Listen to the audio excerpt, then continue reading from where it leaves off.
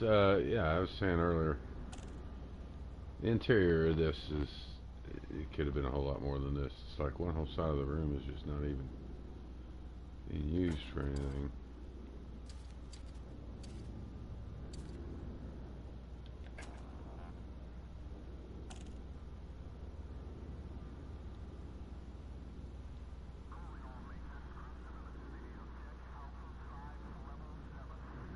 Yeah, you would think this would just be a lot bigger. Seem a little more functional. Oh well, let's get it on. We gotta get that heavy metal.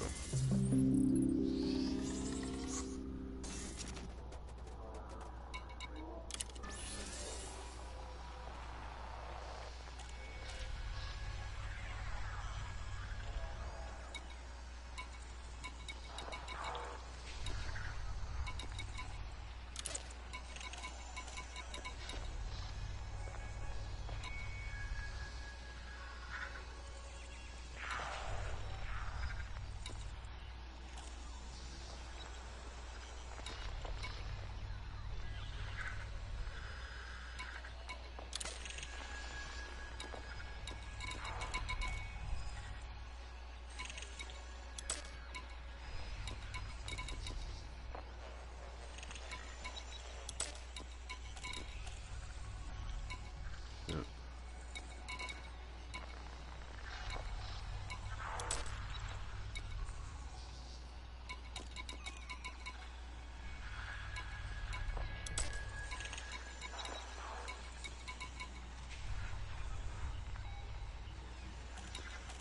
Two things, basic medicines.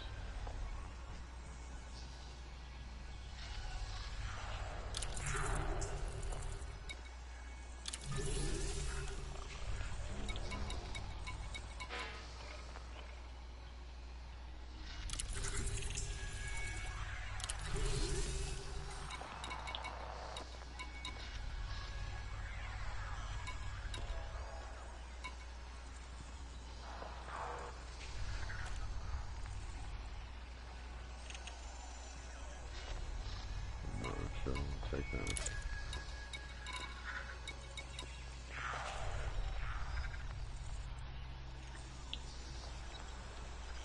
Fire up an hour again. Oh, still there. Good.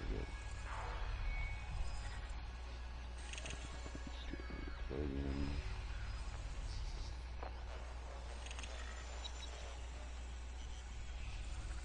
Basic medicines.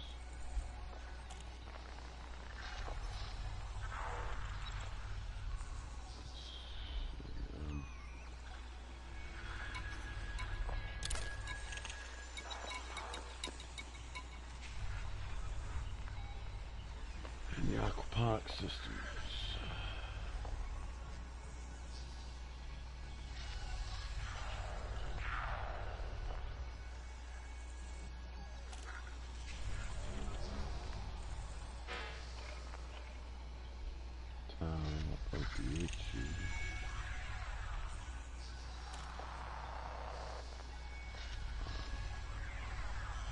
Basic medicine and okay, that's on.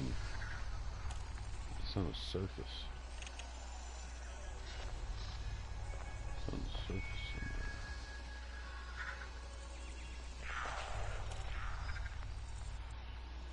Oh, that's minimum demand limit now. Hold. I need 500 million.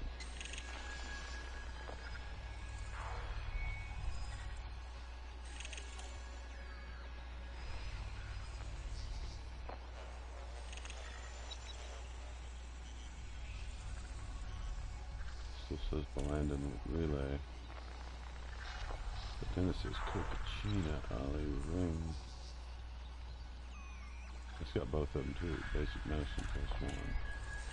Coca-China again. Daggone, that place is my place. That is what I put in there, right? Basic medicine.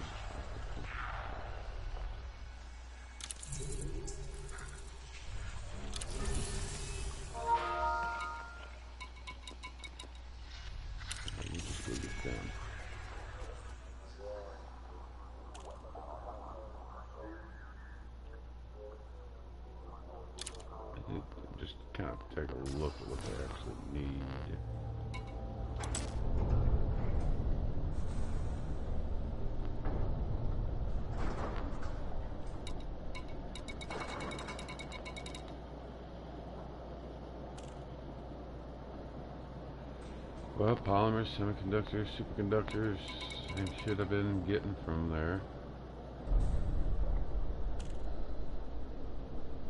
And basic methods. Oh, I need to sell the palladium. Good thing I came in here. Didn't realize I had all that. Forgot about it.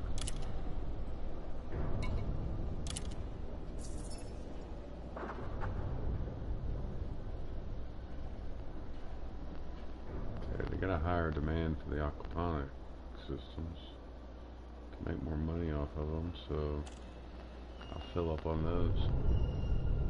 Take whatever they got.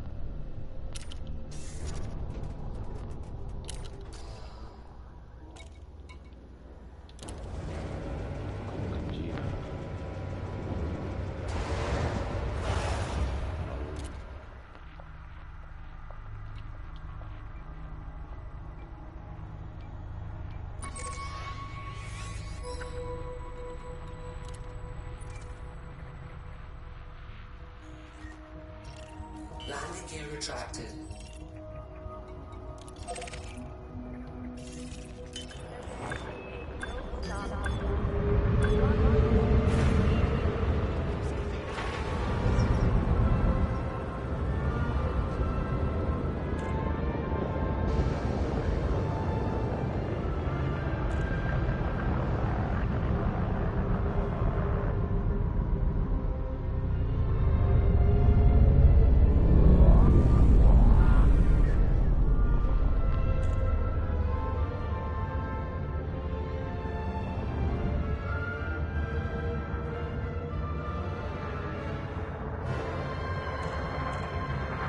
Scan detected.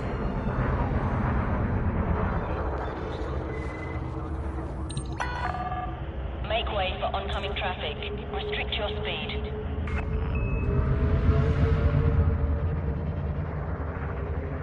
Scan detected.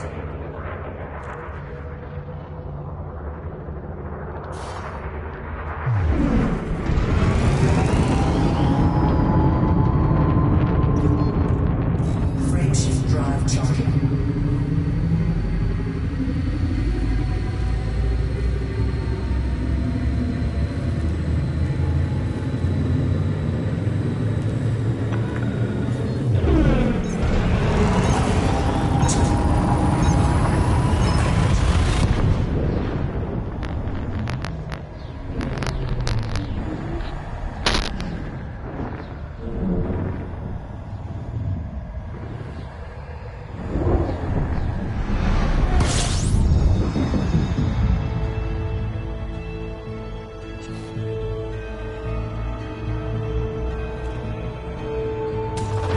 Fuel scoop disengaged.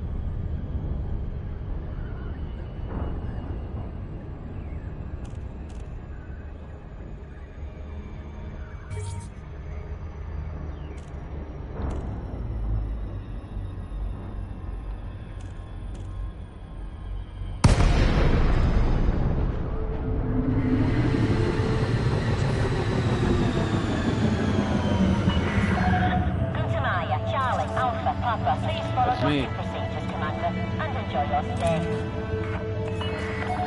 Approval granted. Land on designated pad number 10.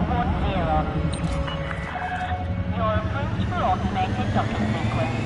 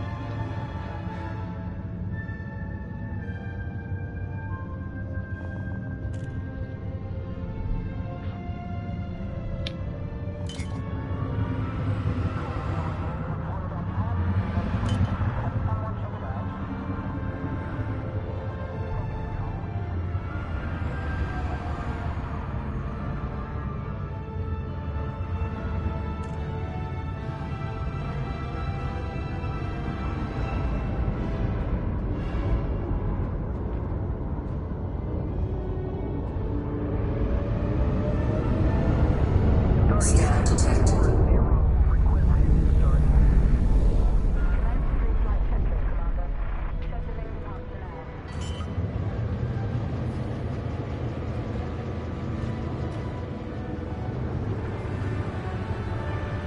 Landing gear deployed. This is a flight regulation announcement. Please proceed to dock on your side docking pad Don't in a forget timely the fuel manner stick. and refrain from obstructing other docking areas.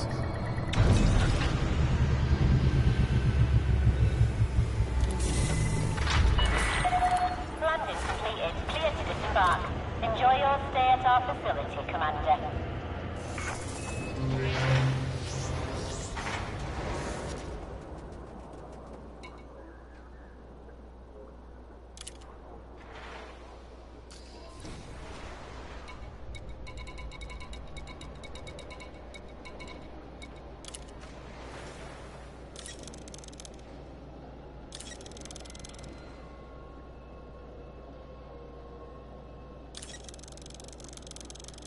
I didn't think it was that much.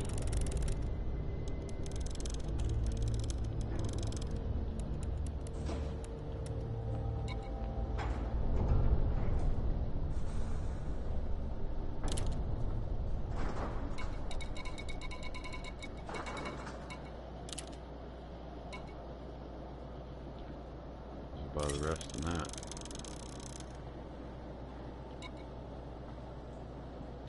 Cargo hold at maximum capacity.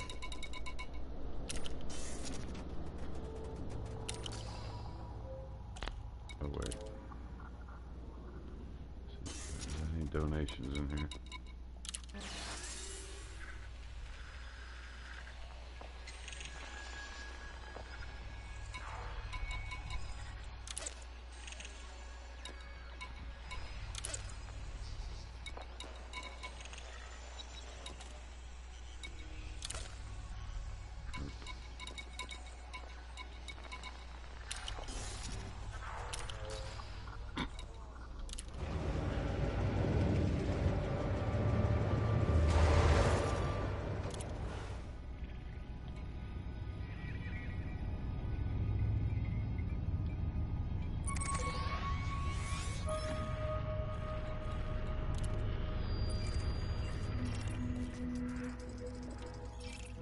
Landing gear retracted. Confirmed. Take care when leaving the station. We leave fuselage to small alternatives for peace of mind. Please store shield weapons while inside the door.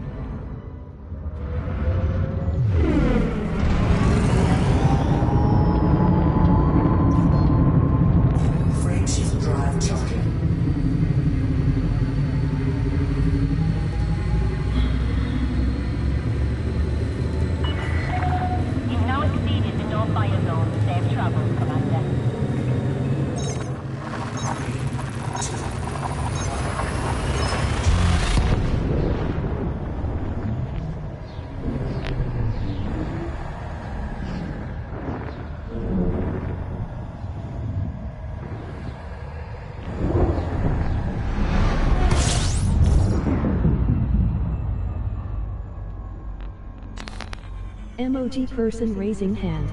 Pete, how's it going? Welcome. Back at it, man. I gotta Still get at that. it. Fuel scoop disengaged. Still at it, man. Yeah, I just got back on here a little bit ago. I want that heavy metal.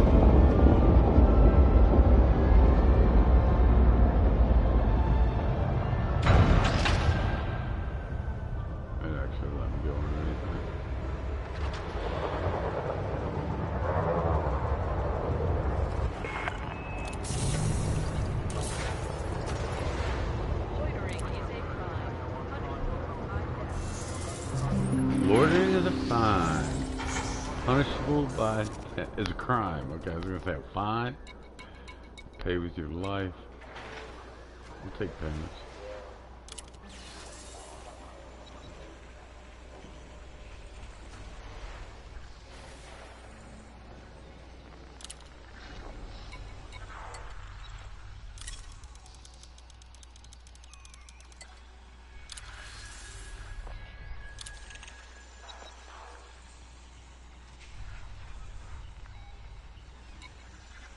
Go with security firmware patch.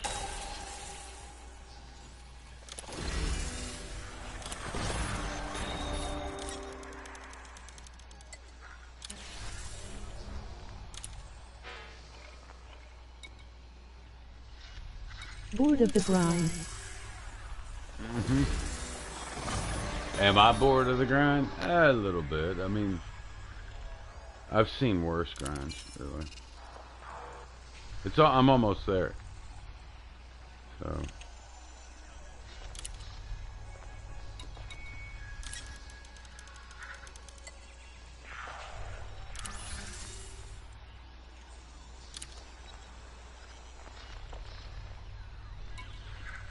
just go to.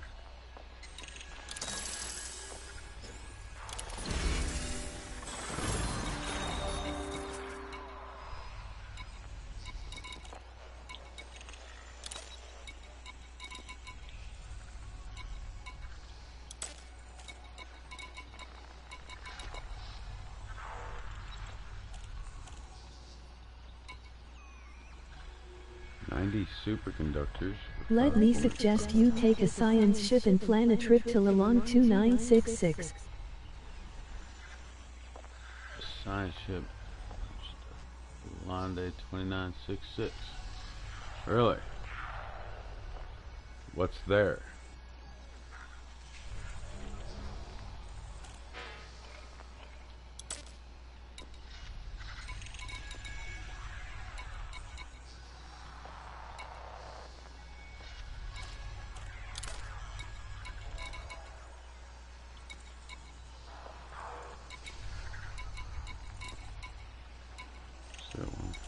Wasn't bad, Find out. but I'll look it up here in just a sec. 90 superconductors sounds good.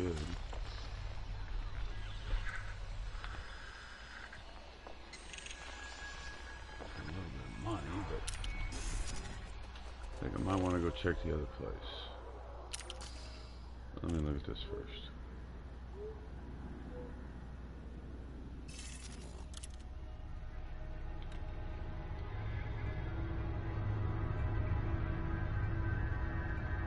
Don't look it up, spoilers.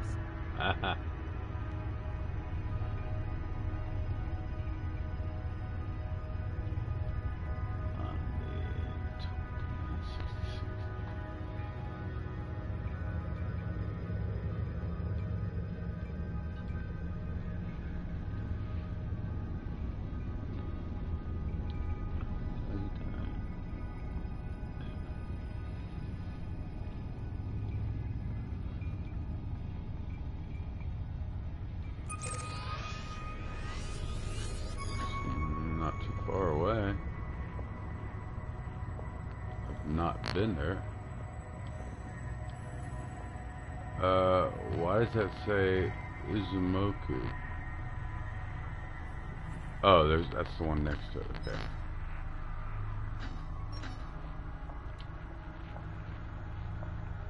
Huh. 2 stars. Uninhabited.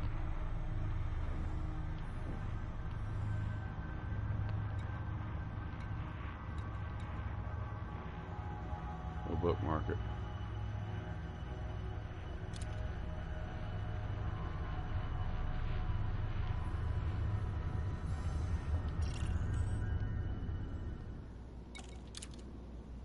Enjoy the story.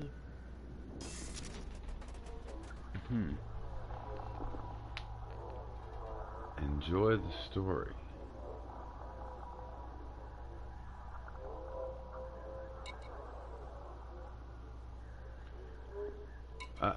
that is something I was wanting to do, and I haven't done it yet, and I keep putting it off.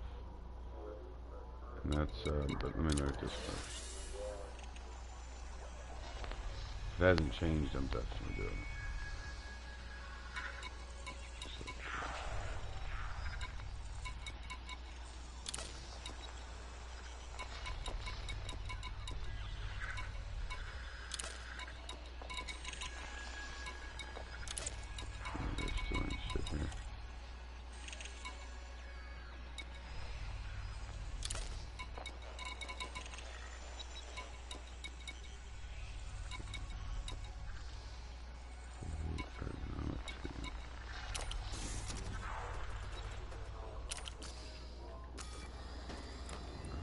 Do this.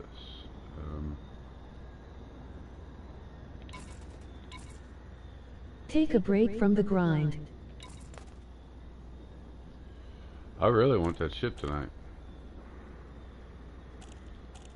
I mean, I don't have, but I got 16 to go.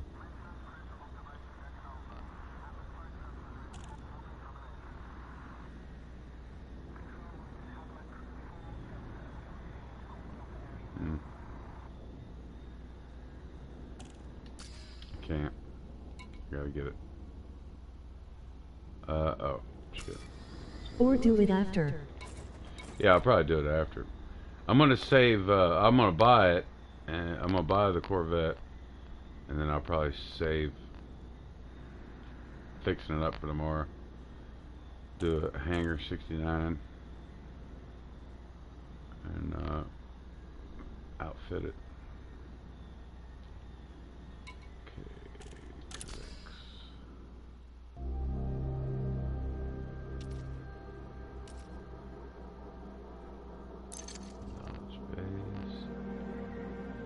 There's Raxla. That's it. Summary of the myths surrounding the legendary Raxla. Okay, I'll check that out later, though. Clandestine organization.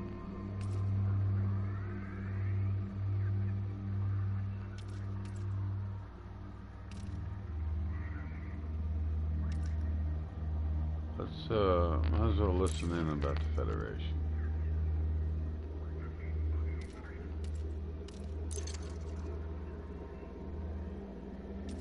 So does that add all these to it?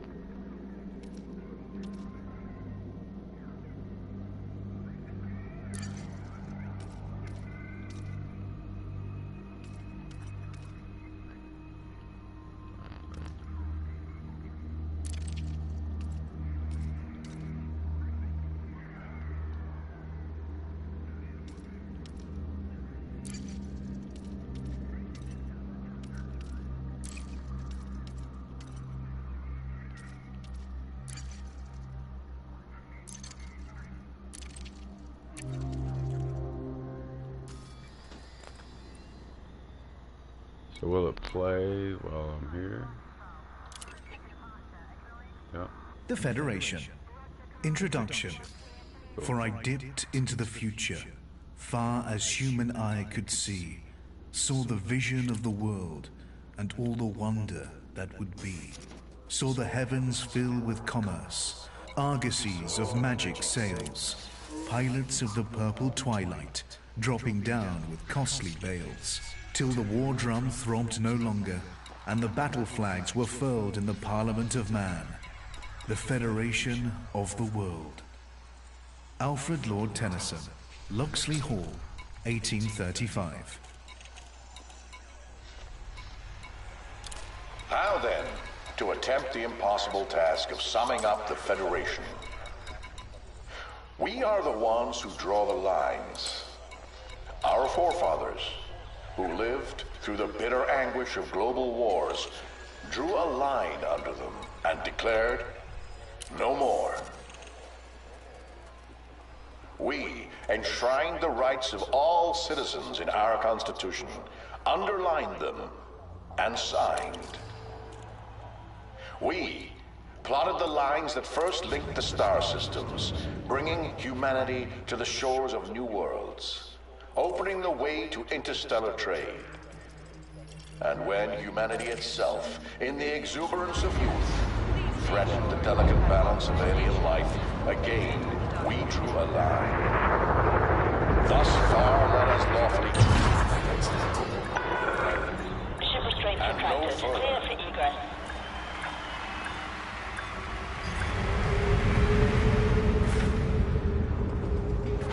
Isaac Gellin, Federation President. Inaugural speech, 2862. The Federation is the oldest of the galaxy's three superpowers, a vast geopolitical entity reaching out from the core system of Sol and encompassing a broad socio-economic spectrum. Among the myriad federal star systems, one can find extraordinary wealth, crushing poverty, and everything in between. By contrast with the Empire, which offers a social safety net in the form of state-sanctioned slavery, the poorest members of federal society have no safeguards. For them, life on the graffiti-stained streets is inescapable, and the gulf between their lives and those of the super-rich cannot be more insurmountable. At its best, the Federation embodies the values of its founding nations: democracy, industry, and liberty. But federal society can also be competitive and unfair. 3, 2, 1, Corporations wield too much power, politicians are often corrupt, and a sink-or-swim ethos prevails. The Federation. History. The nations of Earth united in the aftermath of war. After the devastation of World War III, the United States of the Americas rose to become the planet's dominant nation. Over the following years, it gradually brought the other nations of the world under its aegis. Called at first the Federation of the USA, the expanding democracy was soon given the less exclusive title of the Federation. Humanity reached for the stars. When faster-than-light travel became a reality in the 22nd century, several terrestrial corporations competed fiercely to establish the first human colony in a new star system. Tau Ceti was the first system to be colonized, followed by Delta Pavonis, Beta Hydria, and Altair. In their wake, there followed a wild scramble of pioneering expeditions and colonial ventures. The first colony rebelled. The year 2161 saw a dispute between the colony of Tau Ceti III and the Federation Authority, centered on the colonists' repeated refusal to limit the damage they were inflicting on the alien ecosystem.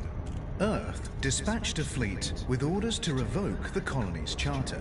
The colony responded by declaring independence. A military stalemate led to grudging compromise, and the Federal Accord resulted, granting the system rights and representation, along with concomitant duties. The Federation bought... Pause. was now an association of star systems. The birthright wars gave corporations preference. Gushemaya, Charlie Alpha Papa. Landing permission will be granted upon request. Welcome to this Federal Starport, Commander. Treatment. Start. Permission authorized. You are clear for approach to pad I feel like 17. I'm missing something. In 2621, a group of corporations subjected the federal government to over a century of unrelenting pressure. They demanded the right to buy up underexploited colonial land from its hereditary owners. Automated docking assist is now in progress. Under the terms of the original charters, the land belonged to the colonists and their descendants.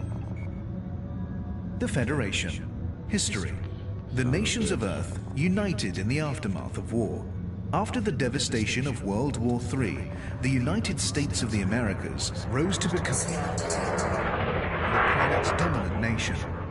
Over the following years, it gradually brought the other nations of the world under its aegis. Called at first the Federation of the USA, the expanding democracy was soon given the less exclusive title of the Federation. Humanity reached for the stars. When faster-than-light travel became a reality in the 22nd century, several terrestrial corporations competed fiercely to establish the first human colony in a new star system. Tau Ceti was the first system to be colonized, followed by Delta Pavonis, Beta Hydria, and Altair. In their wake, there followed a wild scramble of pioneering expeditions and colonial ventures. The first colony rebelled. The year 2161 saw a dispute between the colony of Tau Ceti III and the Federation Authority. Landing complete. Systems offline. Centered on the colonists' repeated refusal to limit the damage they were inflicting on the alien ecosystem. Earth dispatched a fleet with orders to revoke the colony's charter. The colony responded by declaring independence.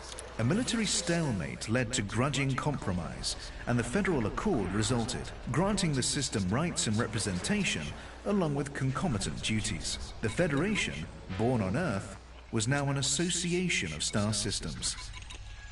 The Birthright Wars gave corporations preferential treatment. Starting in 2621, a group of corporations subjected the federal government to over a century of unrelenting pressure. They demanded the right to buy up underexploited colonial land from its hereditary owners. Under the terms of the original charters, the land belonged to the colonists and their descendants, regardless of their ability to mine, farm, or otherwise exploit it, meaning that immense resources were lying untapped. The corporations critical message. Argued that with the machinery, workforce, and fleets at their disposal, they could tap those resources. The Federation would be enriched, the original owners would be compensated, and everyone would be satisfied. The Federation bowed to pressure and allowed compulsory purchase of the family's land, albeit for far less than the expected sums. Outrage, rebellion, and, in one case, the defiant resettlement of an entire colony resulted. The Federation's detractors often point to this dark episode as indicative of its true nature, a mere administrative puppet bent to the will of rapacious corporations. The Federation. Society. A federated democracy. The Federation's legislative body is made up of congressmen elected to represent their system or state. Apart from the oldest core systems such as Sol, which encompasses multiple states, each star system within the Federation is considered a single state. New colonies do not qualify for full Federation membership until and unless they fulfill the development objectives set down for them. With self-reliance comes representation. The federal government has its seat on Mars, which was terraformed in 2286. Congress was moved there from Earth in the early 3rd millennium. The executive branch is headed by an elected president with a fixed 8-year term. Constitutional rights obtain. The sovereign rights of all individuals are enshrined in the Constitution, which is a modified and streamlined version of the US Constitution, originally codified in the 18th century. The right to liberty underscores the absolute ban on slavery within the Federation and is a point of contention with the Empire. Corporate interests dominate.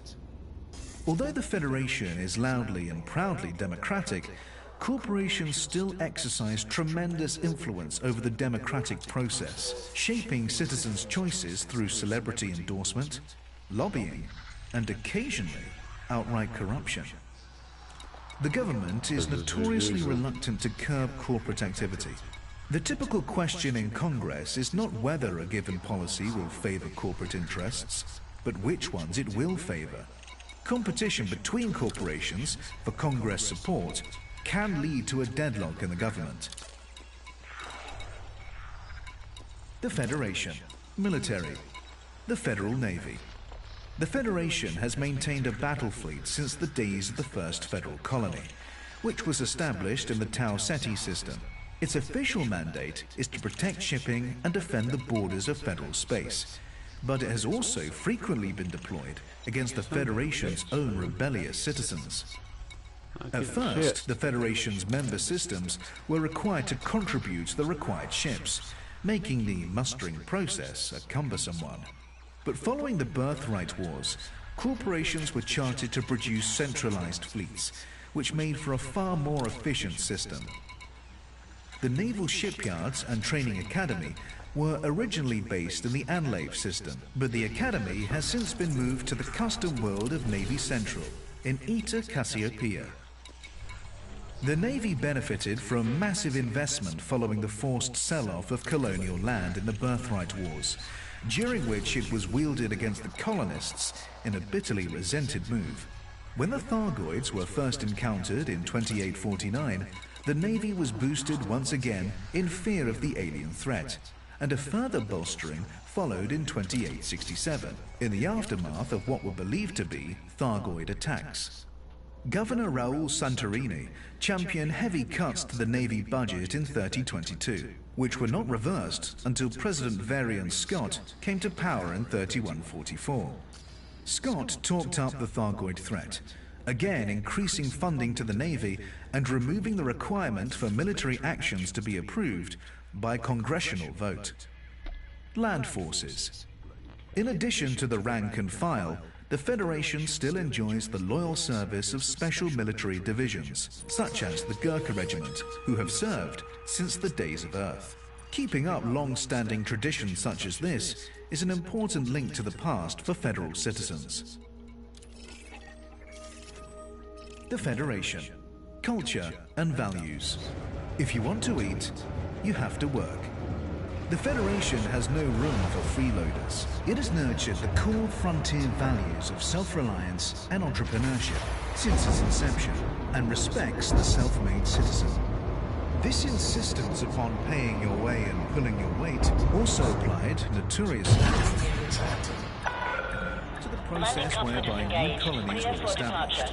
Until a given colony was able to fulfill the development goals set down for it by the Federation, it could only ever be a dependency with no voice of its own.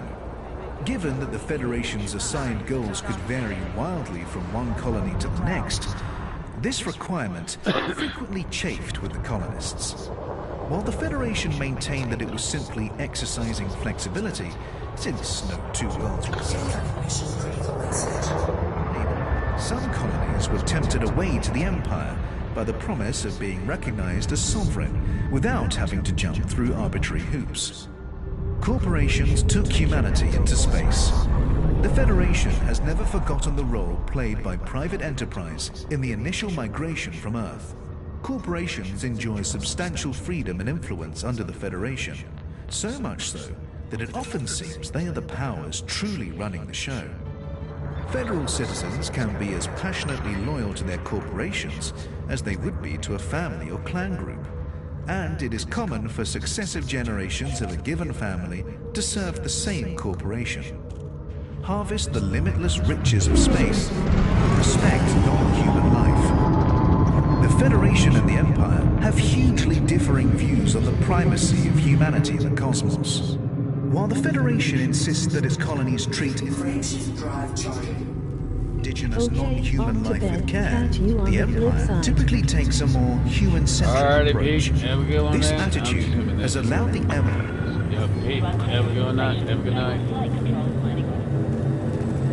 to approach several developing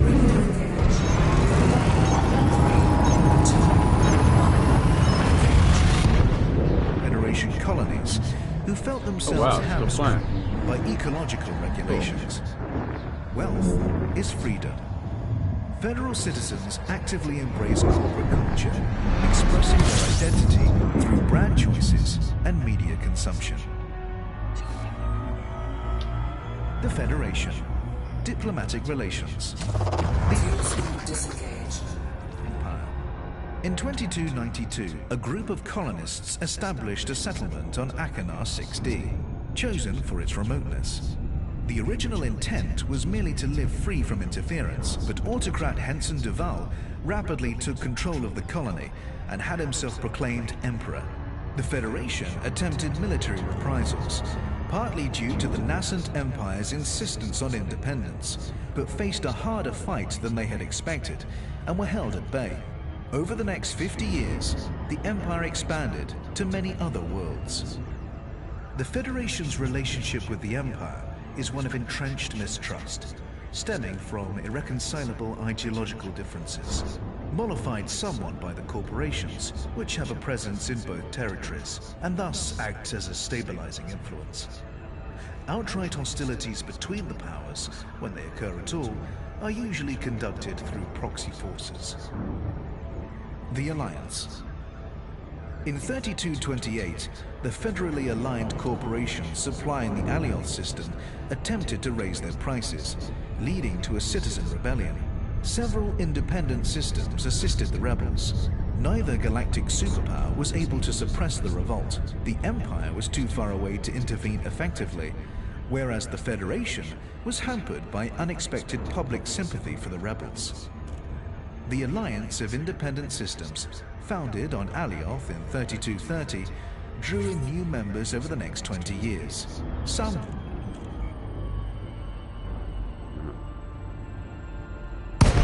already independent, while others defected from the Federation or Empire. In order to keep more world I wonder if I can find this as a video. I wonder if anybody's made a video out of it. defecting, the Federation was forced to reform the process, whereby colonies could achieve full federal membership. Request approved. You are clear for approach to pad 39er. Automated docking assist is now in progress. Managed to slow the loss of worlds to the Alliance, and has yet to tempt any back. The Federation. Introduction. For I dipped into the future, far as human eye could see. Scan detected. Saw the vision of the world, and all the wonder.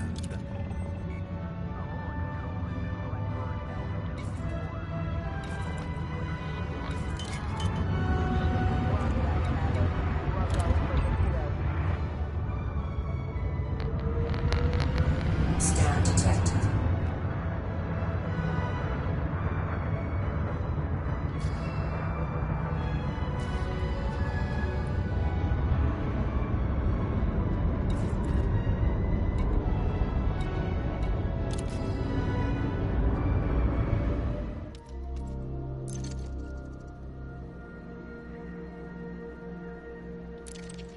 Empire.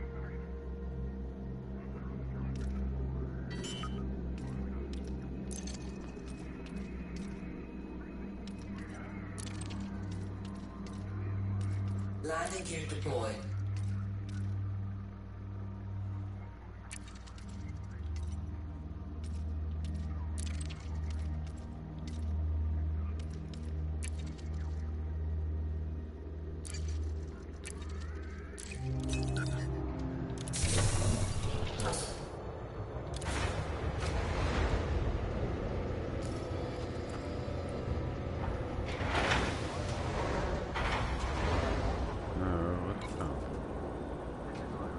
Empire.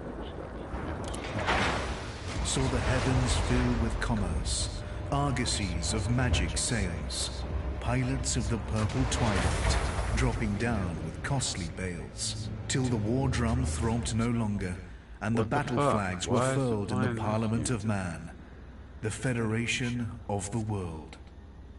Alfred Lord Tennyson, Why is Locksley it Hall, playing that again? 1835. How then to attempt the impossible task of summing up the... Oh, what the fuck? The Empire. Federation is not... Introduction.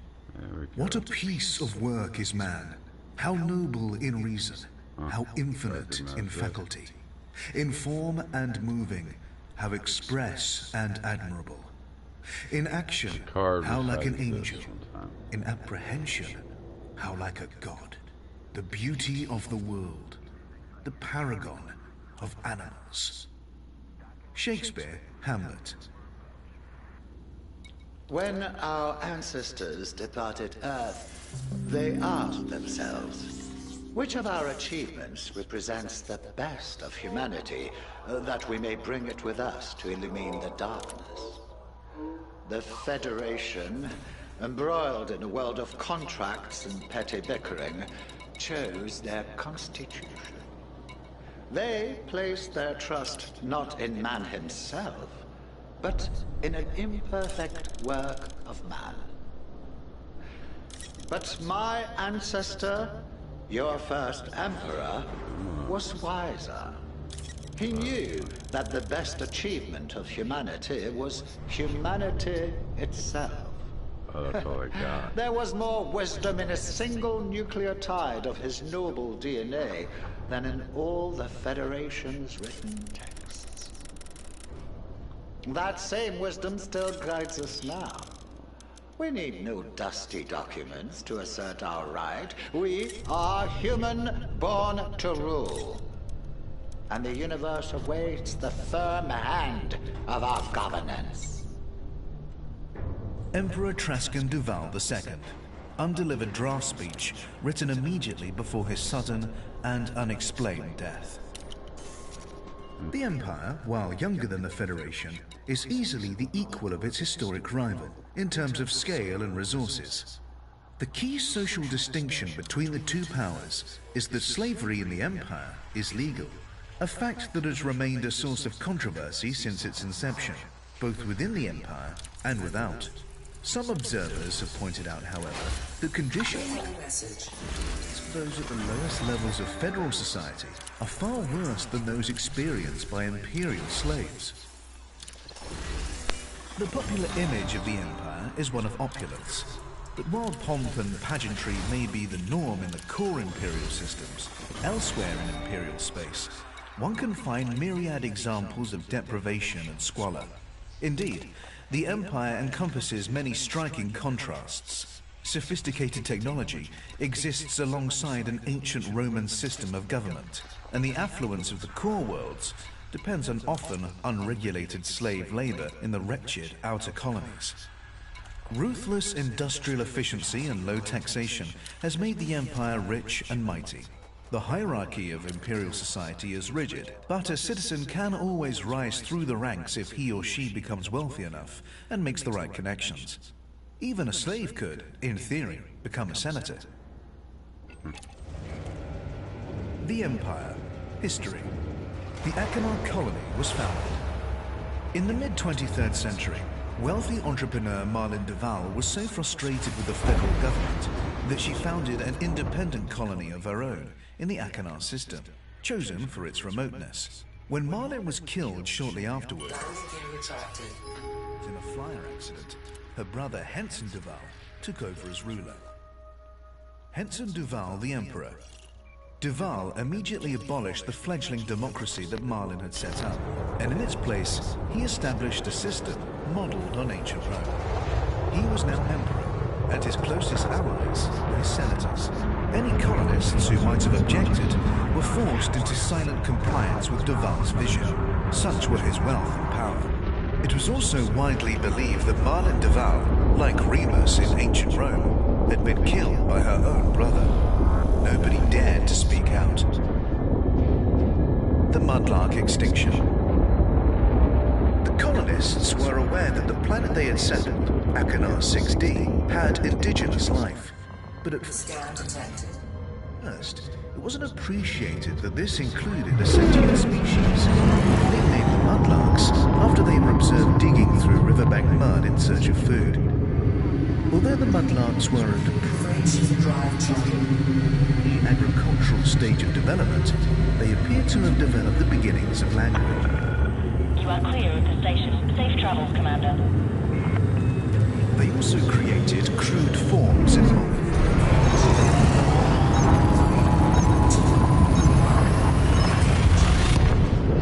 clay, with no obvious practical purpose, possibly indicating a nascent artistic culture. The Mudlarks proved fatally vulnerable to the bacteria carried by the colonists. Within 2 decades of the colony's founding, the species was extinct. Rumors subsequently emerged that Henson Duval had purposefully removed all traces of the Mudlarks,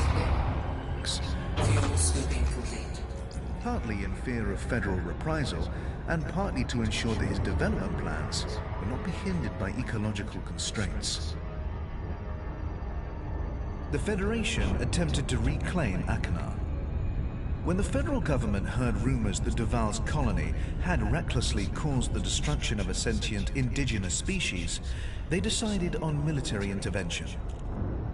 The Imperial ships beat back the federal attackers, who were unable to establish a beachhead among the airless outer worlds, and struggled to maintain supply lines so far from Earth. The federal forces eventually fell back and entrenched in the Beta Hydri system. Skirmishes with Imperial ships continued for the next 50 years. But these...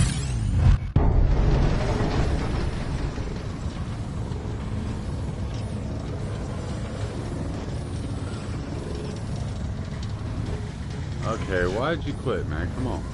I mean, I'm still reading, but I can't. Man, you can stop on my account.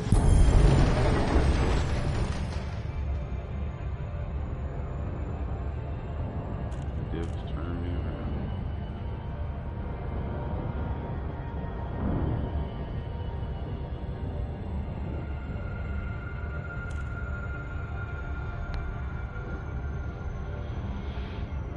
He's not going to continue now.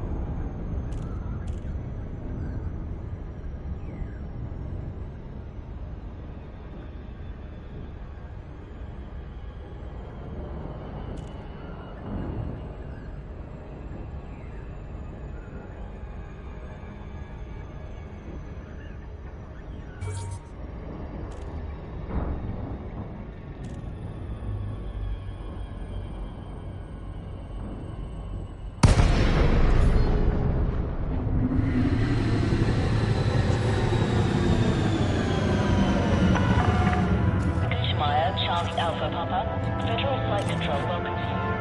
Please submit a docking request before entering the station. Way ahead of you. Permission authorized. Proceed to landing pad 2-4. Automated docking assist is now in progress.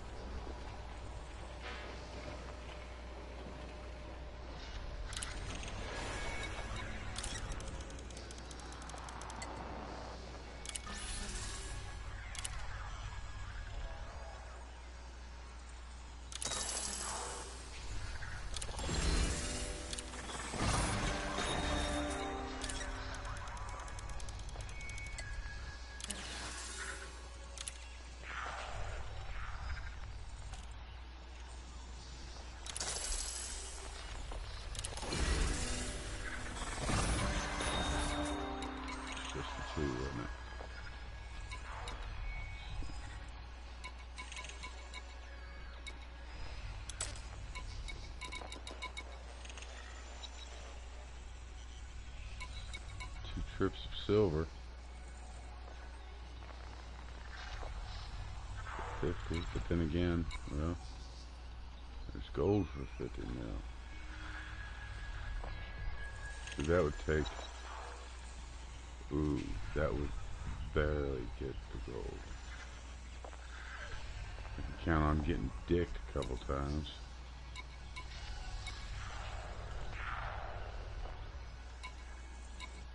See what else is up there.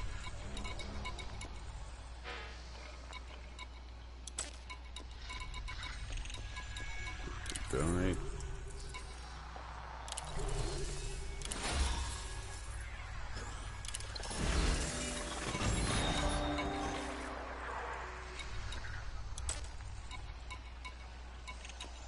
I feel like I need coffee now.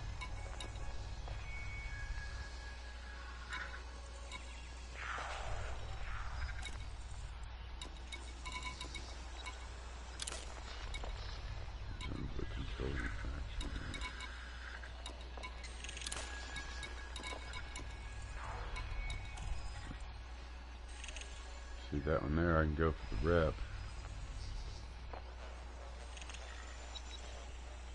Now, I do have 640, correct? Watch, it'll change now, it'll be gone.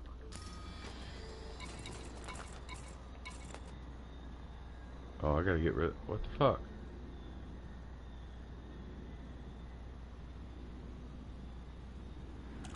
I forgot to sell.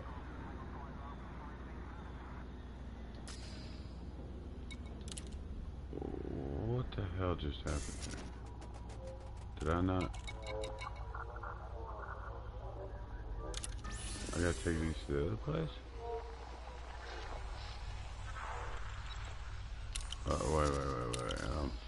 I got my fucking. No. How the hell do I have all that?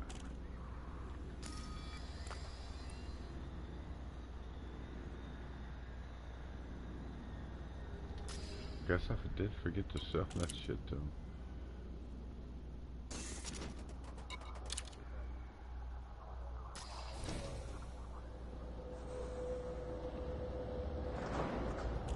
Hang on now.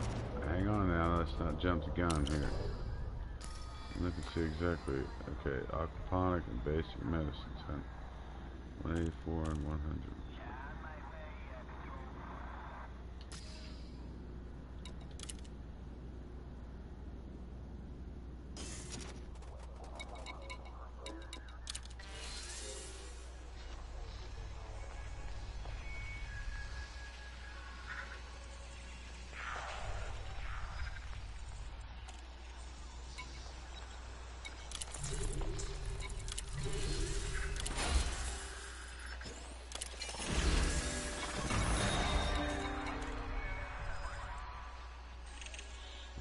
Silver and gold still there.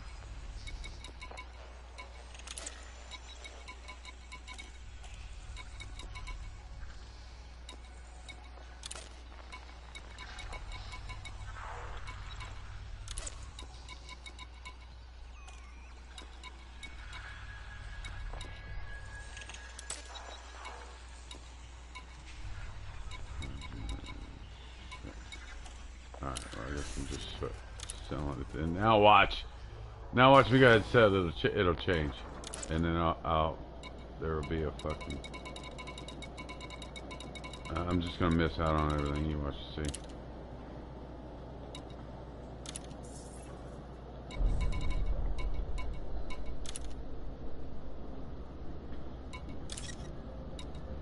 At a loss. You fucking kidding me?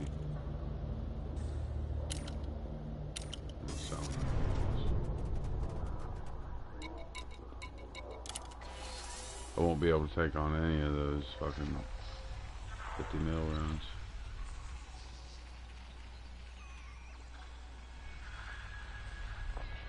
It changed, it looks like.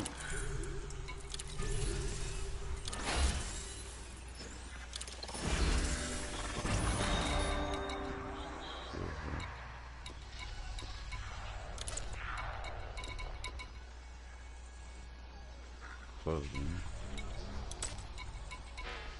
Yeah, definitely changed.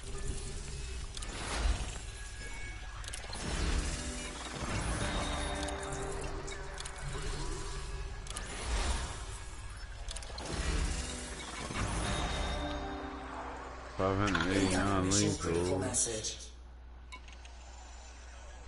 200 praise addendum. Oh, it's mine.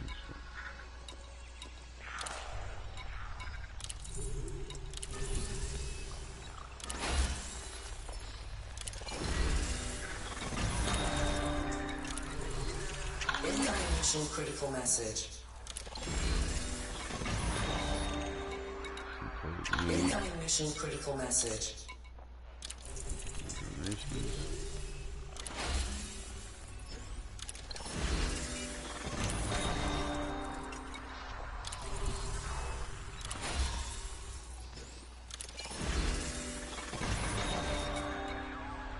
Incoming mission critical message.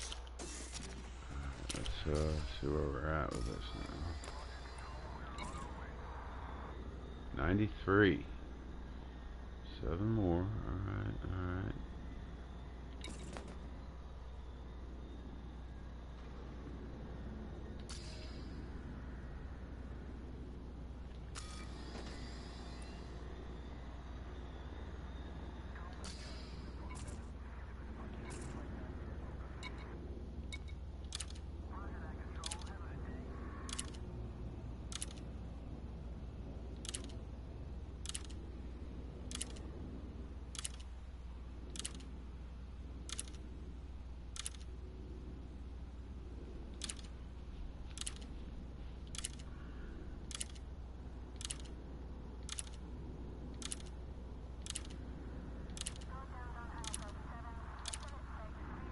I still didn't get to read all that damn.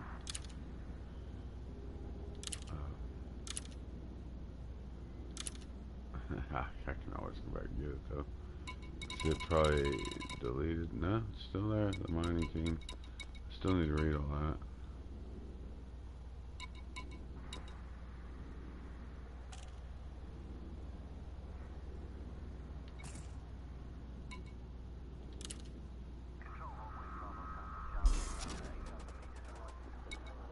Okay, so we got 7% more to go.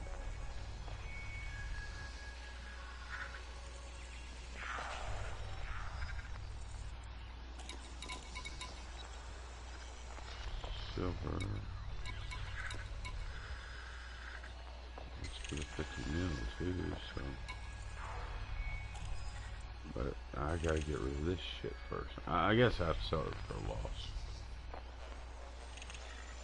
I mean, no, I don't want to.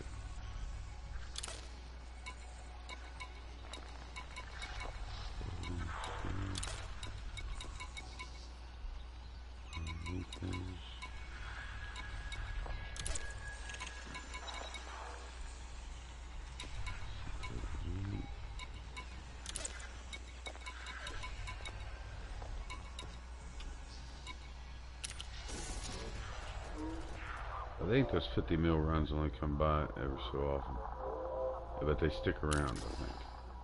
So I'm gonna go to Swanson. Let's see if they take this. See what they got. Maybe they have enough donations. I'll be able to bounce back and forth and just do donations.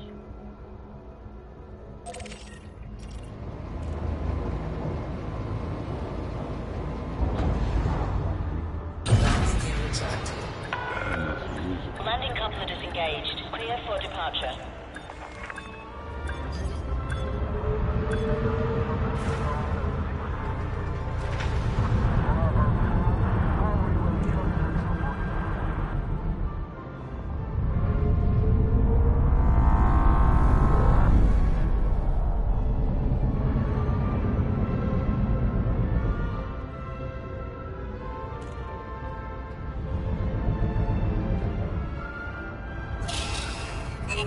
What the hell? Attention.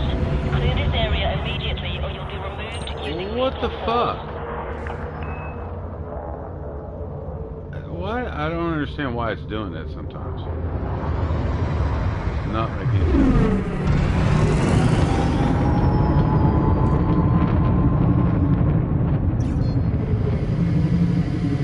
Frameshift drive charging.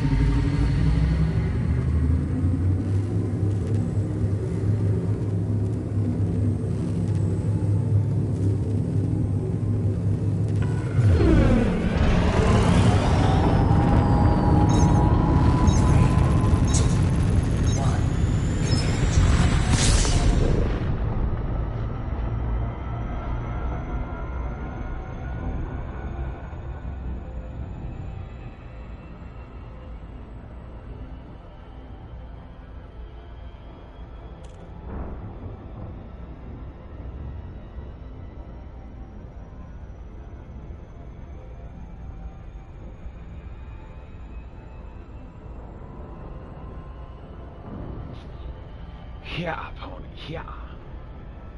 3 light seconds away. Takes forever.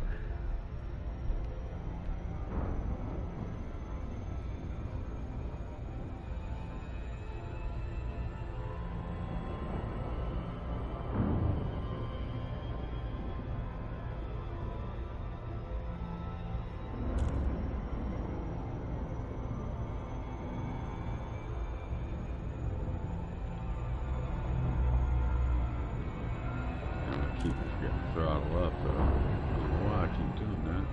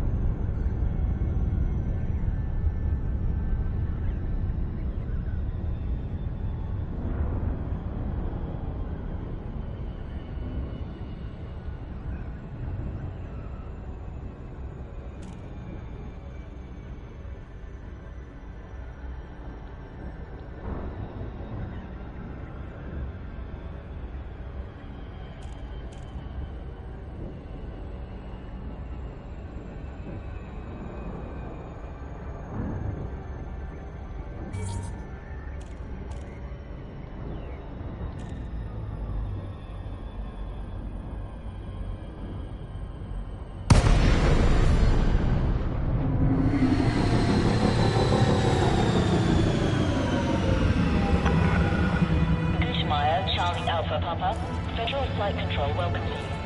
Please submit a docking request before entering the station.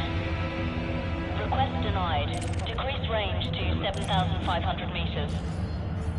Request approved. Vector for approach to landing pad 17. Clear for automated approach vectoring.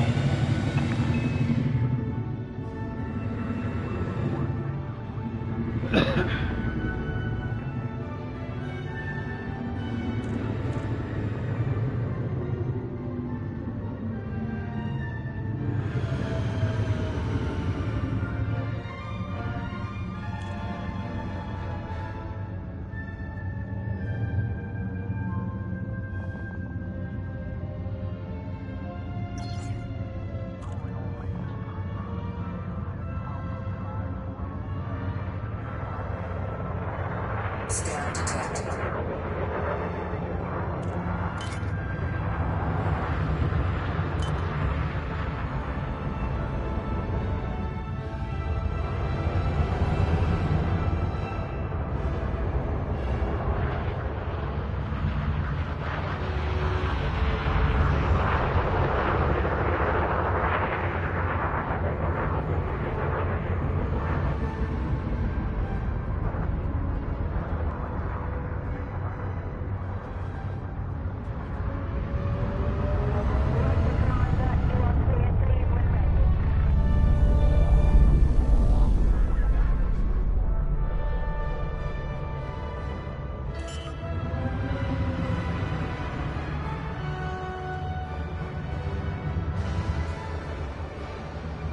Landing gear deployed.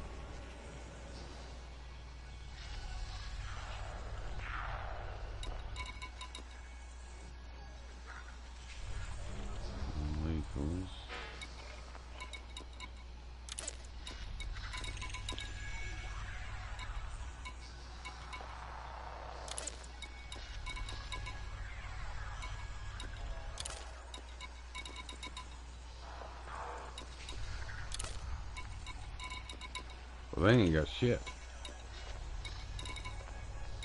They ain't got not near fucking thing. Non-lethals. 45 of them first. Almost in the middle. That's it. Alright, see if they'll buy this shit I got on there. It's aquaponics, man.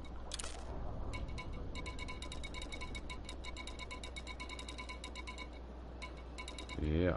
They'll give me money for it. What the fuck? I got a high demand for it. I must have bought this shit. I got ripped off. I should have bought this fucking shit. Oh well, $84,000 loss. Fuck it, take it. Choke on it, you motherfuckers.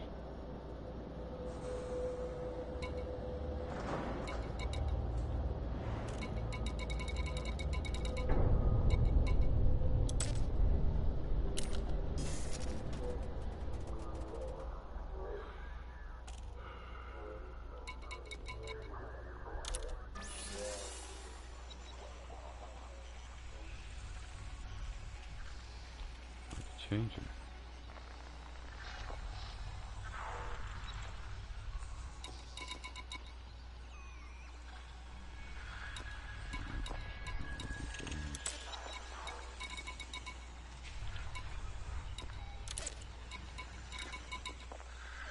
Wonder if I go back, they'll still have that 50 now.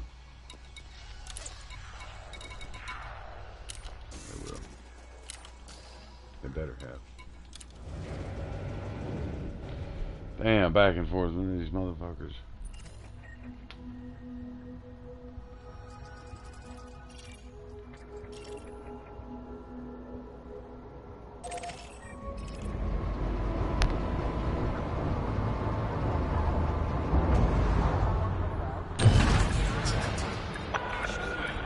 Ship released. Access corridor is clear.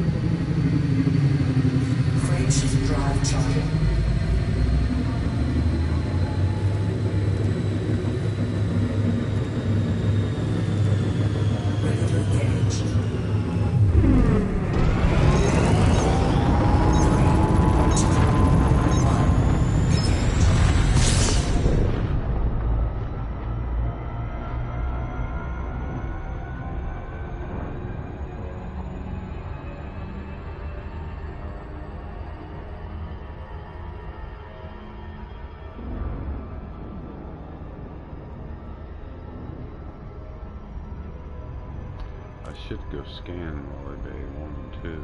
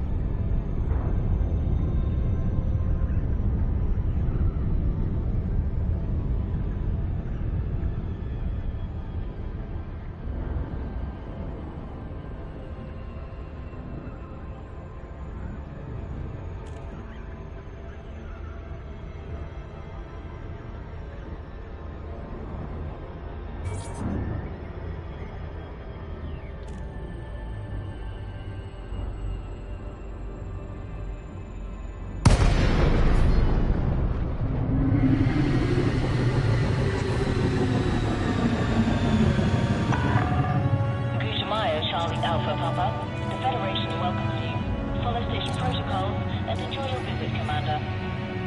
Landing authorized. Vector for approach to landing pad 3-2. Clear for automated approach vectoring.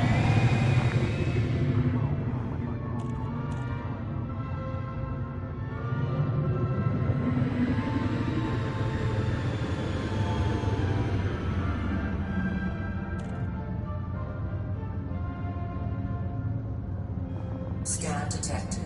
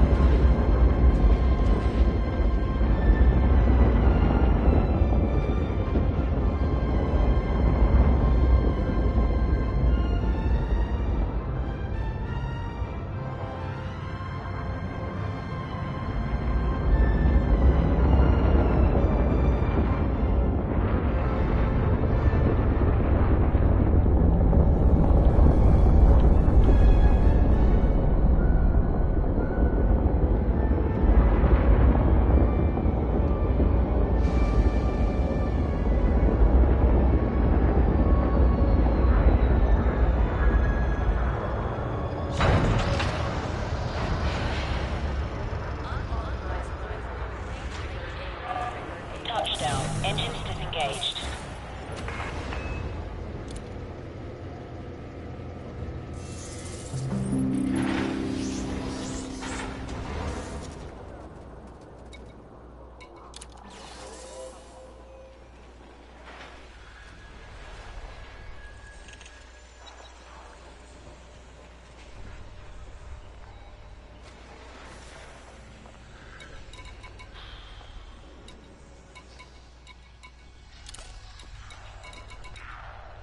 Don't tell me these guys ain't got shit, man. You have to be fucking kidding me.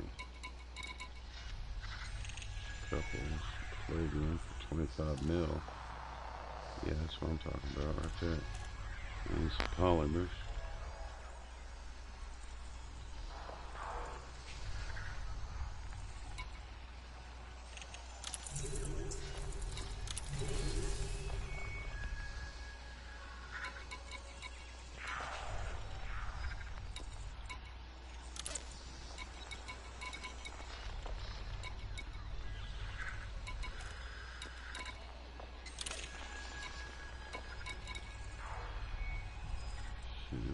Bother with those. Same system mission? It saves on fuel at least.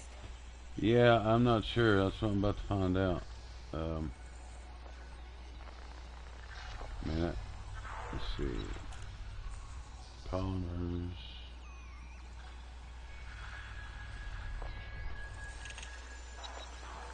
What was it? I got palladium too.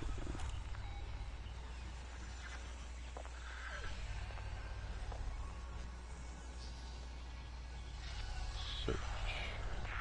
At least I don't need much. Vanilli, how's it going? Welcome. Thanks for stopping.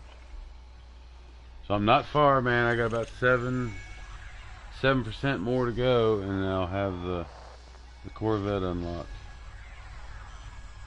Okay, Hartsfield plant and Port Treaty. They have the polymers, but they don't have the palladium. I have to go to 2 different systems if I do that. I'm just going after the palladium. Fuck it. That's a good run to get 25 mil anyhow. Does that give me...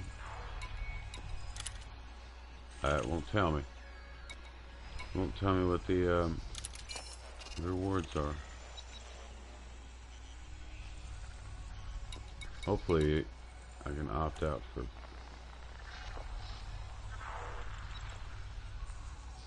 more, what's it called? Yeah, I'm not even gonna mess with that. I'm just gonna do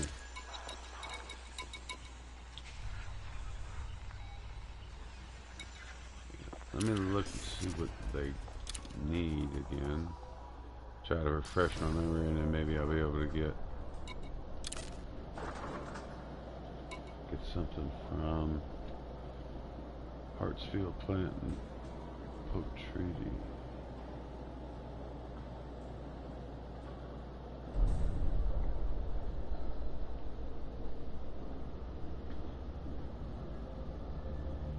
Wait, no.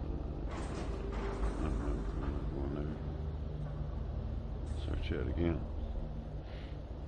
Get rid of them. Police 868.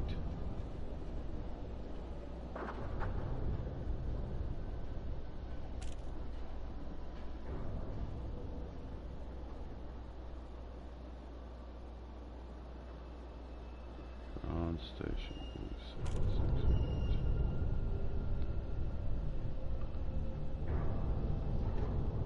Palladium 53,000.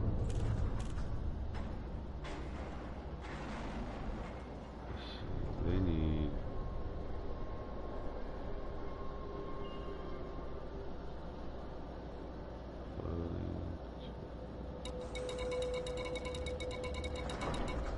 this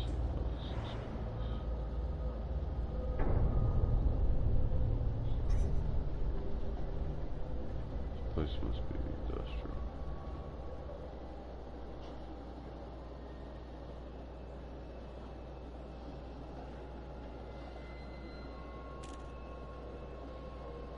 Yeah, they ain't got shit. I think they've really got is minerals, metals.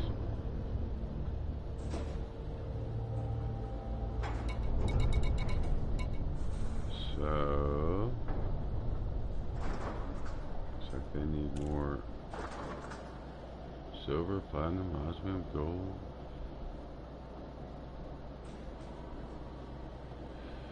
They don't need any minerals. They need metals. So they've got gold, cobalt, gold, palladium, and silver. So palladium and silver. Looks like we'll grab some gold. But their silver's selling for 40.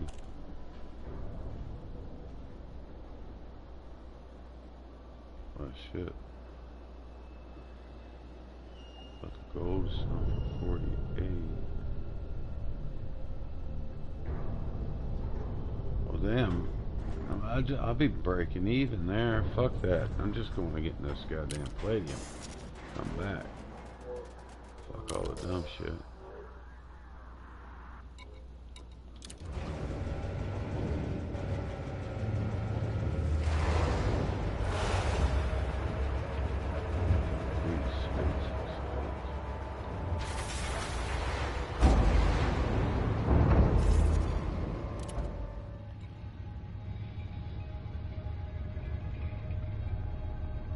Landing gear retracted.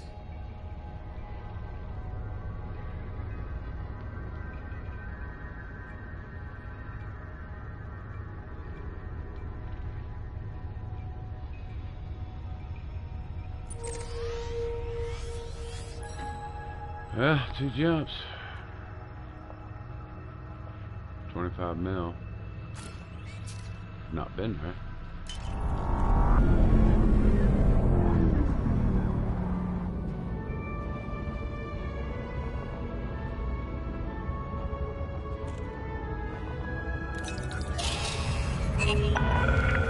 Trespass alert. You do not have permission to be inside the docking bay. Exit the station now. What the fuck, man? Why are they doing this to me?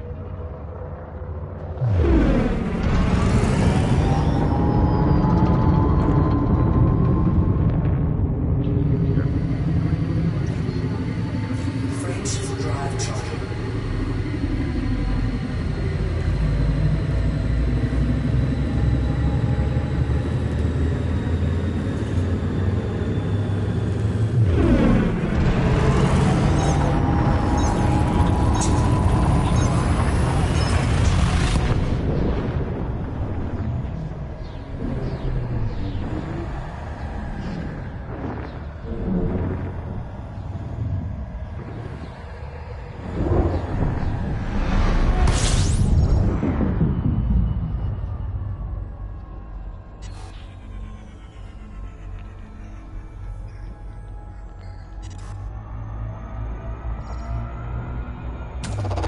Fuel scooping.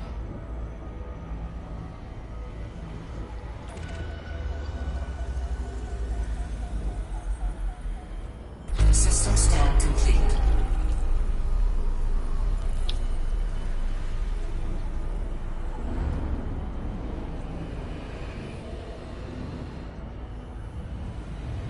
Maybe your ship is just too big and the exit time runs out before its butt can clear the area.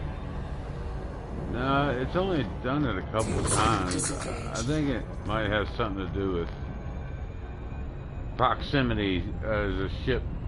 Sometimes there's a ship so close that when I take off, see when I clear, I usually hit the thrust a couple times, get back up to speed to what it's already putting me at, and then go ahead and just get away. And then once I get out of that, I usually boost a little bit, but it only does it every now and again. But it's done it the last 2 times.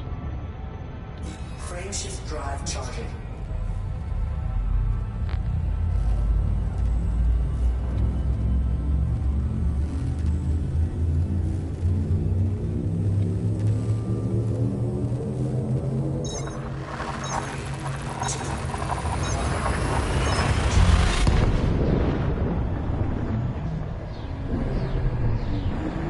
Is this a binary star system or am I reading the radar wrong? I think it is binary.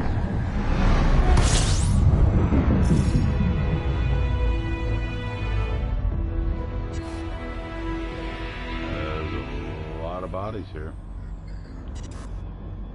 And I've got to find this. Purple elephant. I need bronze station. Fuel scooping. Bacon. Brawn. There's a Earth-like world. It's close. Scan it.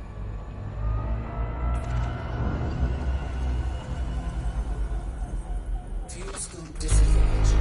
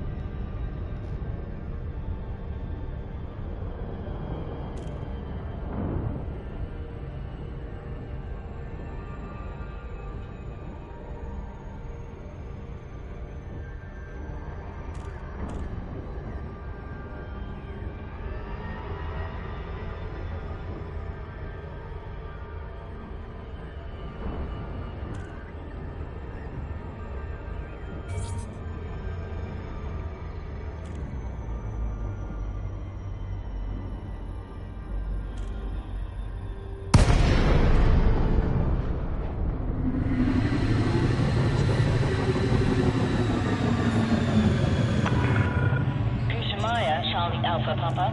Landing permission will be granted upon request. Welcome to this Federal Starport, Commander.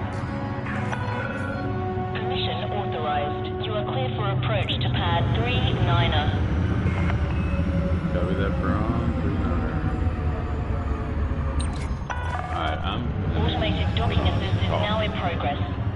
I just got the taste for coffee. We'll be right back.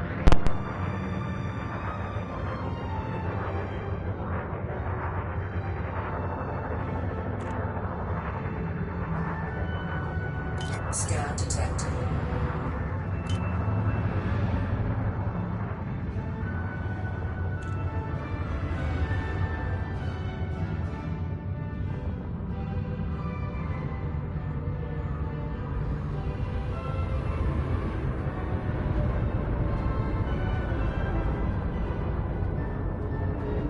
Scan detected.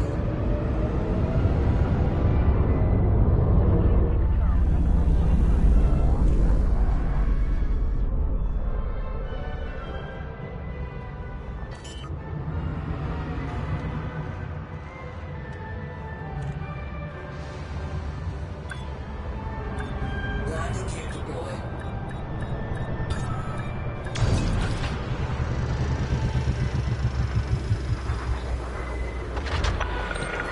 Touchdown. Ship secured.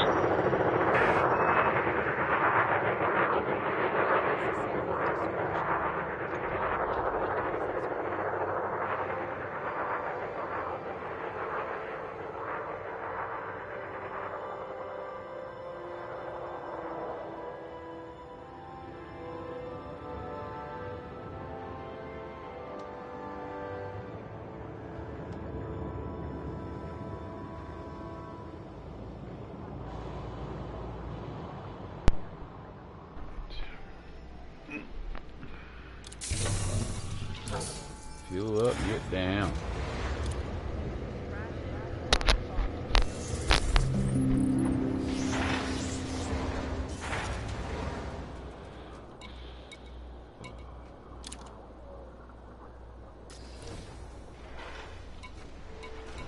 Palladium. 36.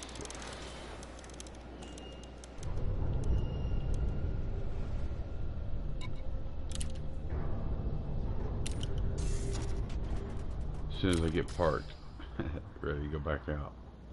Nah, not really. See if I can donate anything. Might be enough to put me over the top.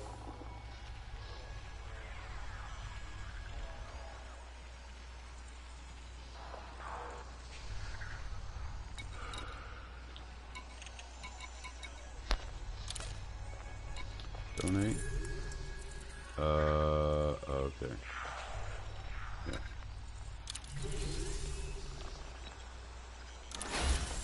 Incoming message.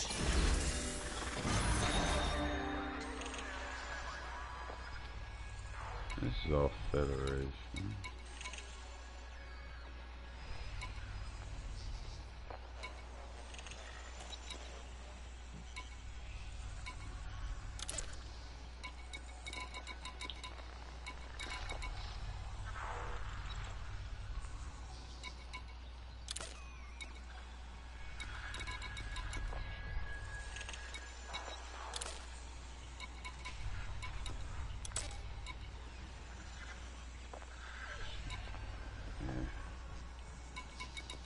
Yeah, let's make them come back here.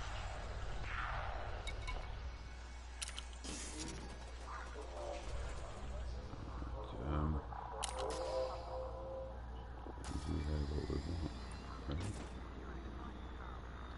56 palladium. 56 palladium. Back to Wally World.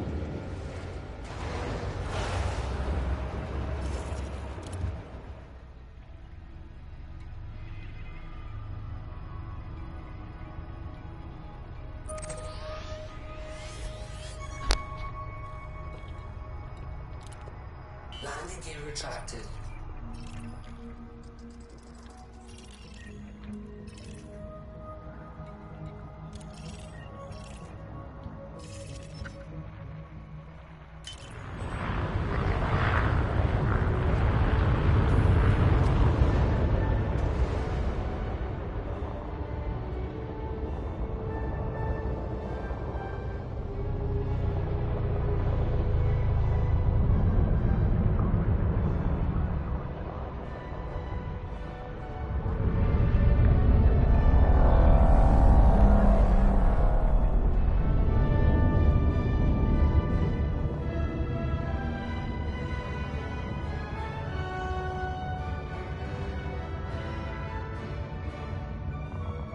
Scan detected.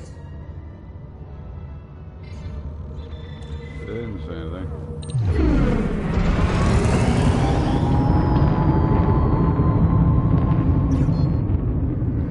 Frameshift drive charging.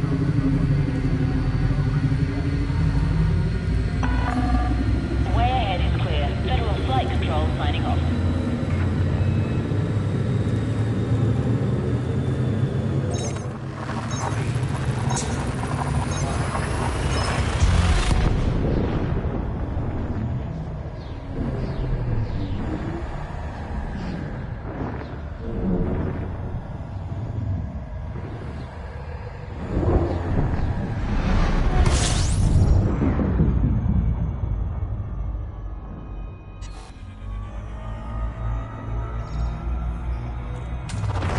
Fuel scooping.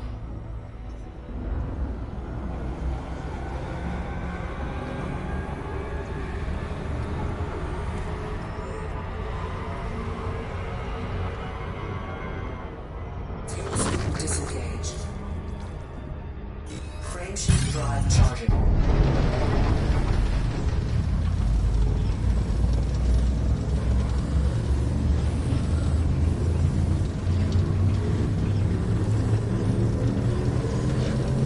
Ready to engage.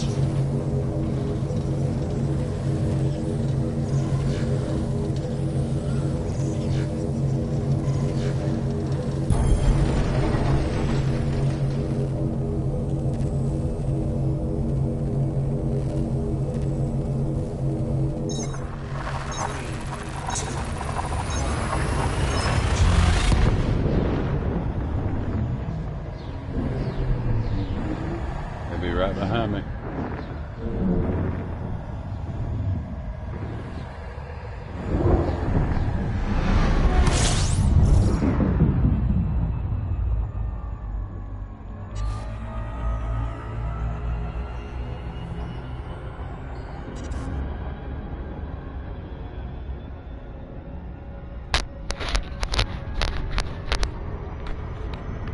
That was probably noisy. Sorry about that.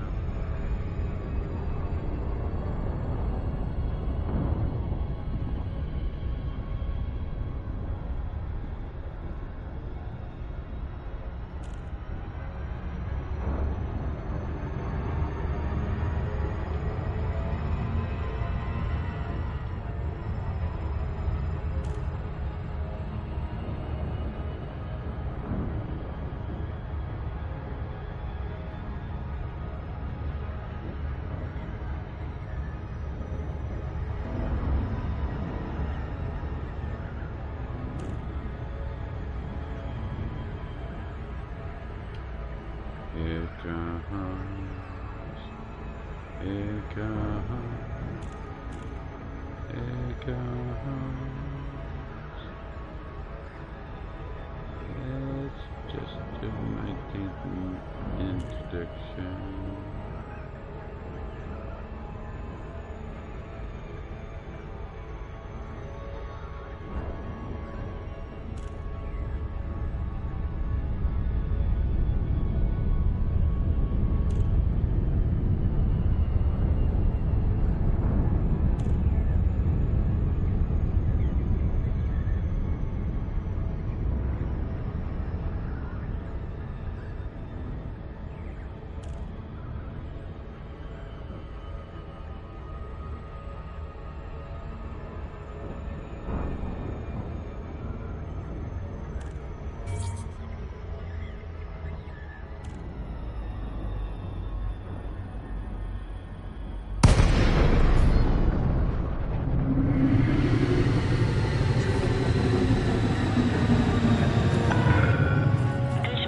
Charlie Alpha Papa.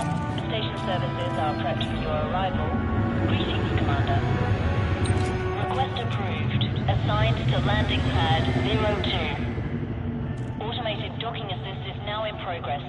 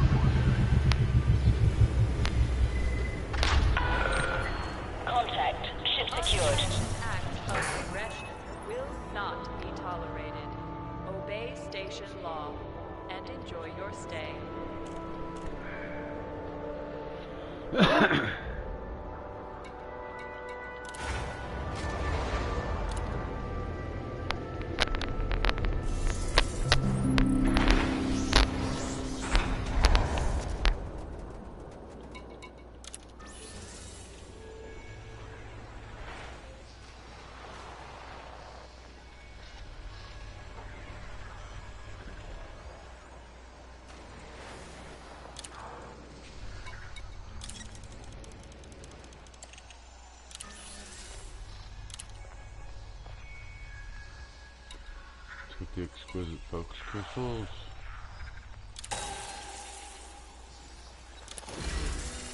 Donation today. Nice. Give me lots of these. Finish it off.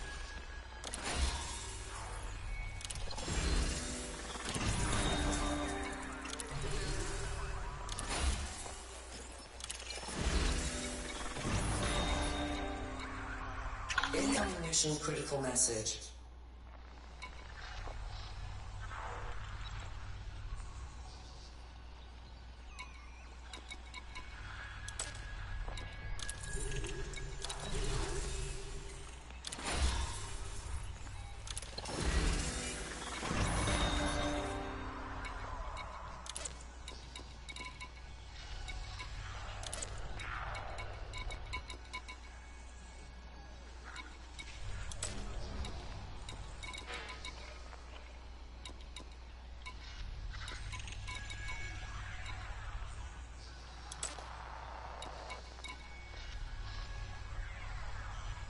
Reactive armor for 4 mil, and that would be really good rep to get it done.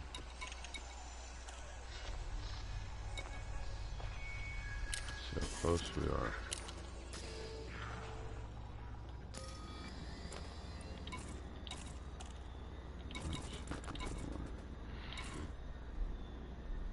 $96. Back on it. I would have to do that, and a little bit more. So I only got 3% out of that. Well, yeah.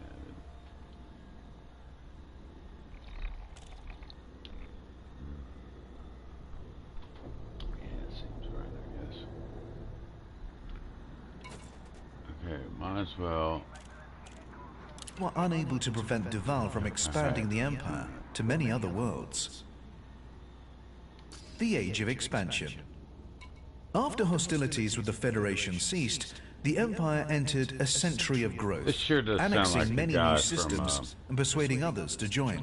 It spent the Ancient following Aliens. 2 centuries consolidating its new territory, appointing colonial administrators from among the noble houses of Achenar. The Empire. Society. An ancient Roman model.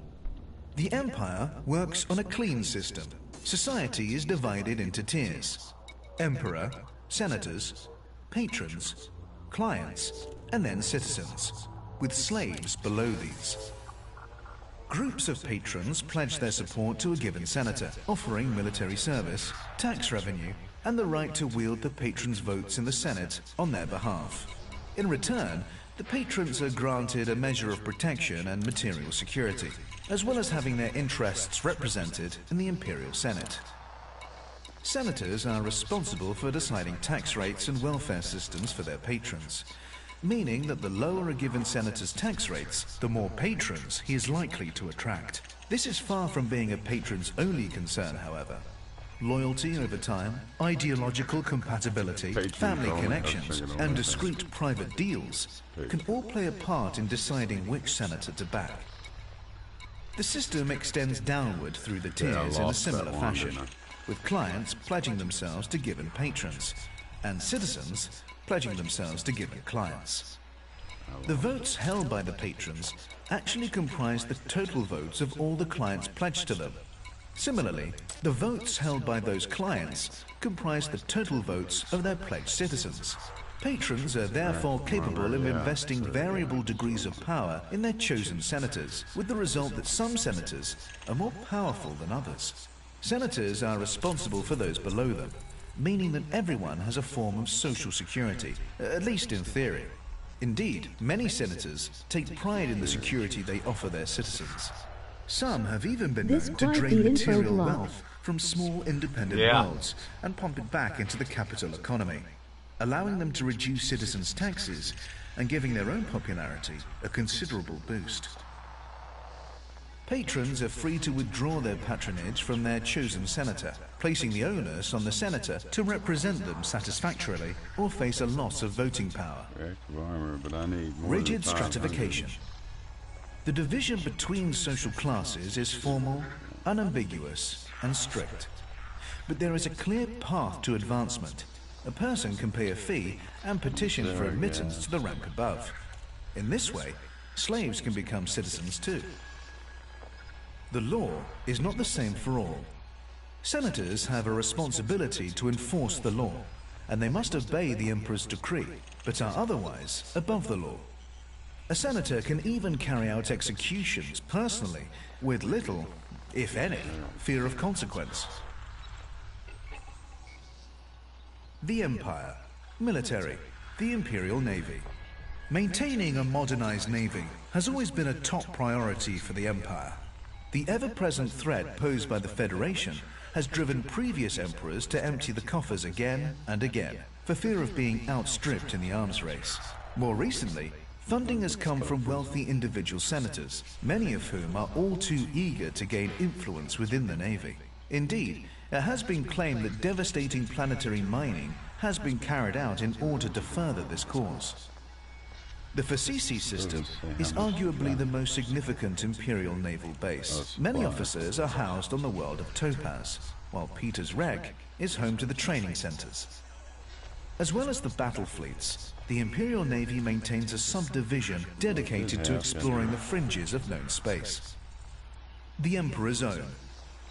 Genetic engineering is not officially tolerated in the Empire, but it does sometimes take place.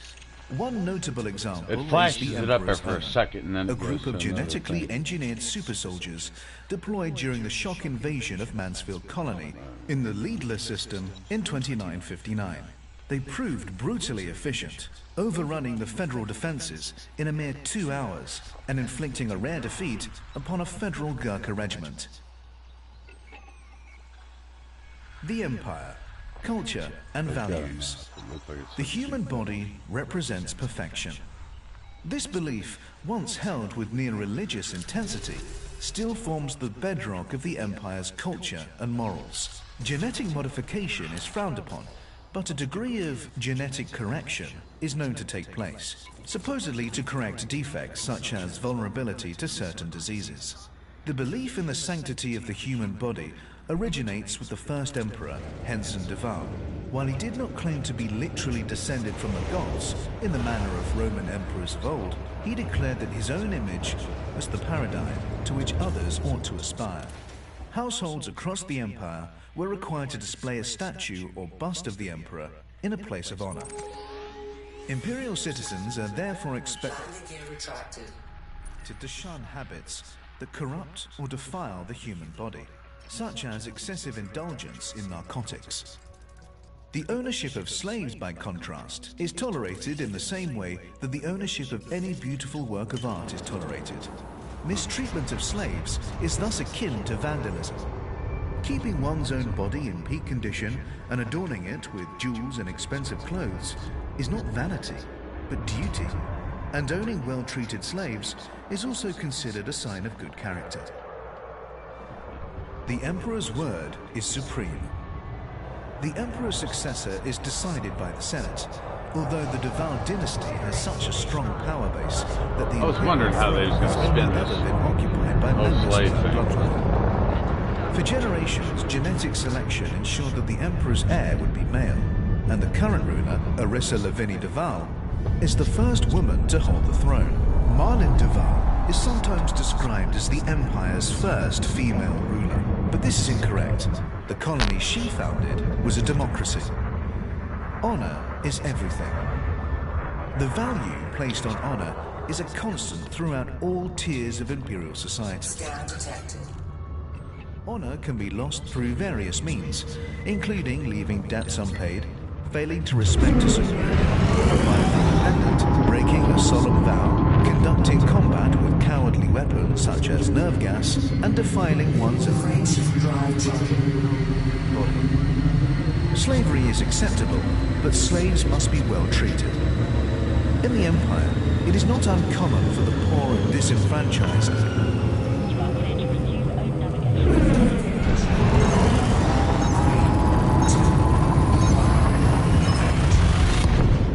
to sign up for a period of military service in exchange for a small sum of money. A similar logic applies to imperial slavery, to the extent that someone might sell themselves into slavery to clear a debt and restore their life. Selling oneself into slavery is a straightforward legal process and results in a guaranteed sum of money for one's family. So it is a popular option for the desperate. In practice, however, many find that it takes much longer than expected to clear their debts. People are also forced into slavery against their will.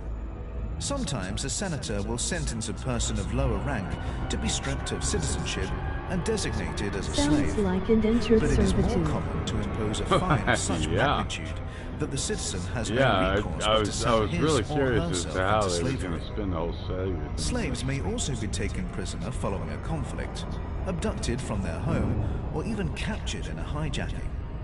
While trading slaves is lawful everywhere in the Empire, except on Emerald, taking new slaves outside of wartime is illegal, without the blessing of a senator. The Empire. Diplomatic relations. The Federation.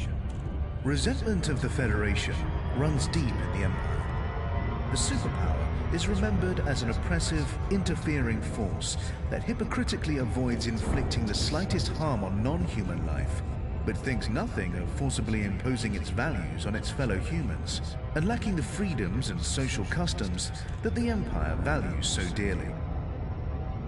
While open hostility has frequently been the case in the past, the current situation is one of grudging coexistence, beneath which mistrust simmers. Despite this antipathy, the Empire cooperated with the Federation in a series of joint initiatives against the Thargoids in the early 3300s. The Alliance. When the Alliance was founded in 3230, following a bitter conflict with the Empire and the Federation, multiple systems defected to it from both superpowers. To the surprise of many, the Empire took very little further retributive action, partly because of the ill health of the Emperor of the time, and partly due to a belief that the defecting systems would return to their natural home, sooner or later. The Empire's current attitude to the Alliance is one of studied contempt. To recognize it as a threat would be too much like showing respect. Internal politics. Unsurprisingly for a society so concerned with rank and influence, the Empire contains a multitude of feuding power blocks. In particular, there is a good deal of bad blood between the various noble houses, whose values range from hardcore traditionalist to staunch reformist. The Imperial Senate is no longer as overshadowed by the Emperor as it once was, and has gained sufficient strength to act as a counterbalance to the Emperor's political will. The individual character of the Emperor still determines the Empire's overall direction.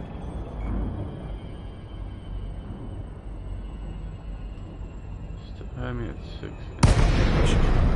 And the suggestion that the Empire should evolve out of its old ways has proven deeply divisive. Charlie Alpha Papa. Station services are prepped for your arrival. Greetings, Commander. Permission authorized. You are clear for approach to pad 2-4. Automated docking assist is now in progress. What a piece of work is man. How noble in reason. How infinite in faculty. In form The and Imperial moving. Senate will no How longer express concern and us. admirable. In action, how like an angel. In apprehension, how like a god. The beauty of the world. The Phantom Menace. paragon of animals. Shakespeare, Hamlet. When our ancestors departed... Now they're quoting Hamlet.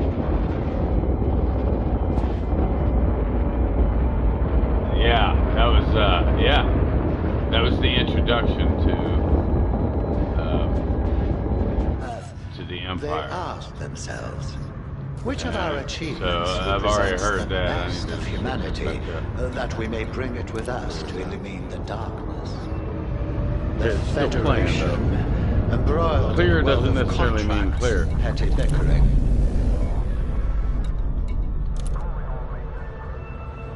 Okay, so now I need to go. Now I need to, I guess, check out the Alliance. See, I'm going through the Codex. I'm listening to everything out of the knowledge base. Trying to learn up, trying to get up to speed on the lore. I've done the Empire and the Federation. Now I guess the Alliance ought to be next. I'm really interested in the Guardians.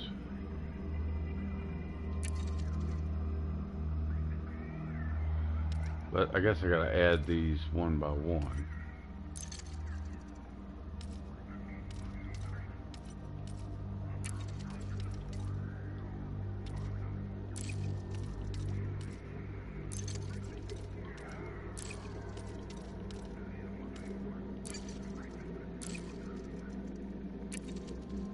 I guess I should try it, see if just add all of them if I add these.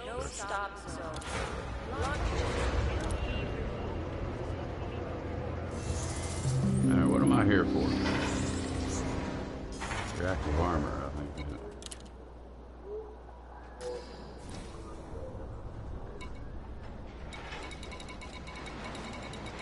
Way down yonder.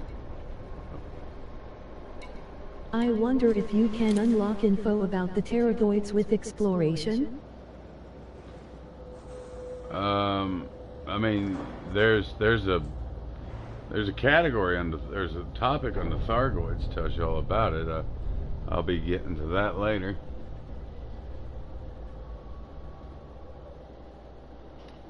I'm sure the best way to find out about the Thargoids is to go out there and find them. I got stopped by them. I got hyper-addicted by them. And they just shut my shit down. Took a while to reboot, get the engines going again. I finally took off. Had to wait on the FSD, and they just hung back and kind of followed me. They didn't attack. I just turned away, didn't even look them in the eye. I just kept on going. They let me go. Couldn't believe it. They fucking let me go. Alright, I might as well fill this up with armor, right? I remember ads from long ago with Thargoid encounters and ruins. It was neat, but I don't what they actually added since then. Oh yeah, right. I mean, they've had a big battle last year. They had a big battle in Seoul last year. I saw some videos on it. I actually saw the video where they destroyed the Titan. Let's see if I can donate.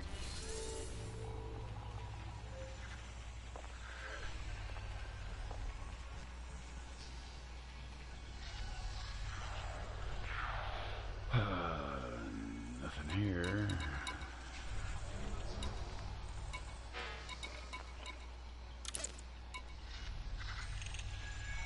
Deliver 2 units of reactive armor.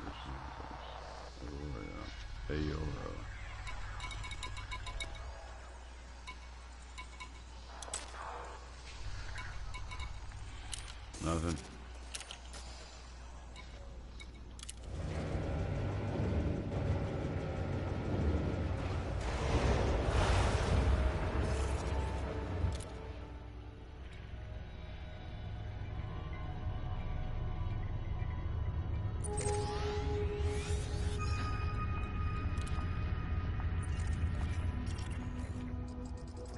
Landing gear retracted.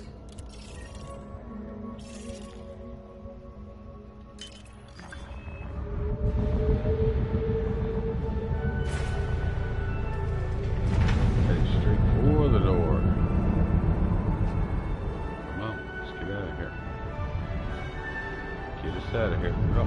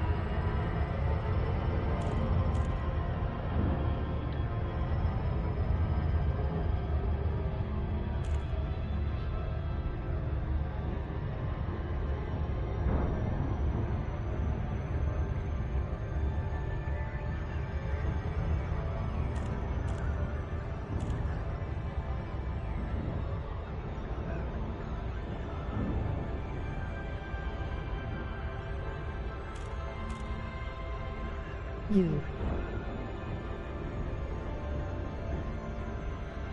Sativa, how do? Welcome.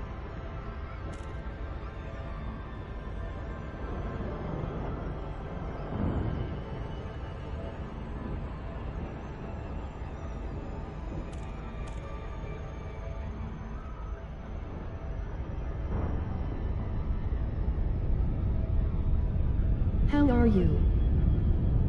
Shit, I'm happier than a pig and shit right now.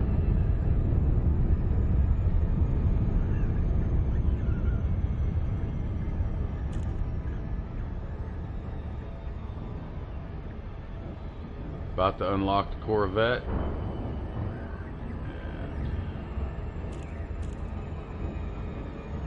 Yeah, I'm gonna take her out tomorrow, but I'm gonna get it unlocked at least.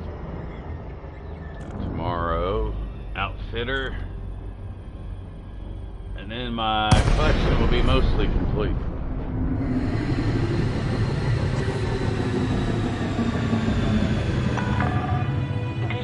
Charlie Alpha Papa, landing permission will be granted upon request. Welcome to the Federal Starport, Commander. Request coming. Landing permission granted. Assigned to landing pad 40. Copy that, my love. 40. Clear for automated approach vectoring. Let's get my audio book going again. There. Chose their constitution. They place their trust not in man himself, but in an imperfect work of man. But my ancestor, your first emperor, was wiser. He knew that the best achievement of humanity was humanity itself. There was more wisdom in a single nucleotide of his noble DNA than in all the Federation's written texts. That same wisdom still guides us now. We need no dusty documents to assert our right. We are human, born to rule. And the universe awaits the firm hand of our governance. Emperor Trascan Duval II. Undelivered draft speech written immediately before his sudden and unexplained death. The Empire, while younger than the Federation, is easily the equal of its historic rival in terms of scale and resources. The key social distinction between the two powers is that slavery in the Empire is legal, a fact that has remained a source of controversy since its inception, both within the Empire and without. Some observers have pointed out, however, the conditions for those at the lowest levels of federal society. Landing complete. Ship secured. Are far worse than those experienced by imperial slaves. The popular image of the Empire is one of opulence, but while pomp and pageantry may be the norm in the core imperial systems, elsewhere in imperial space, one can find myriad examples of deprivation and squalor.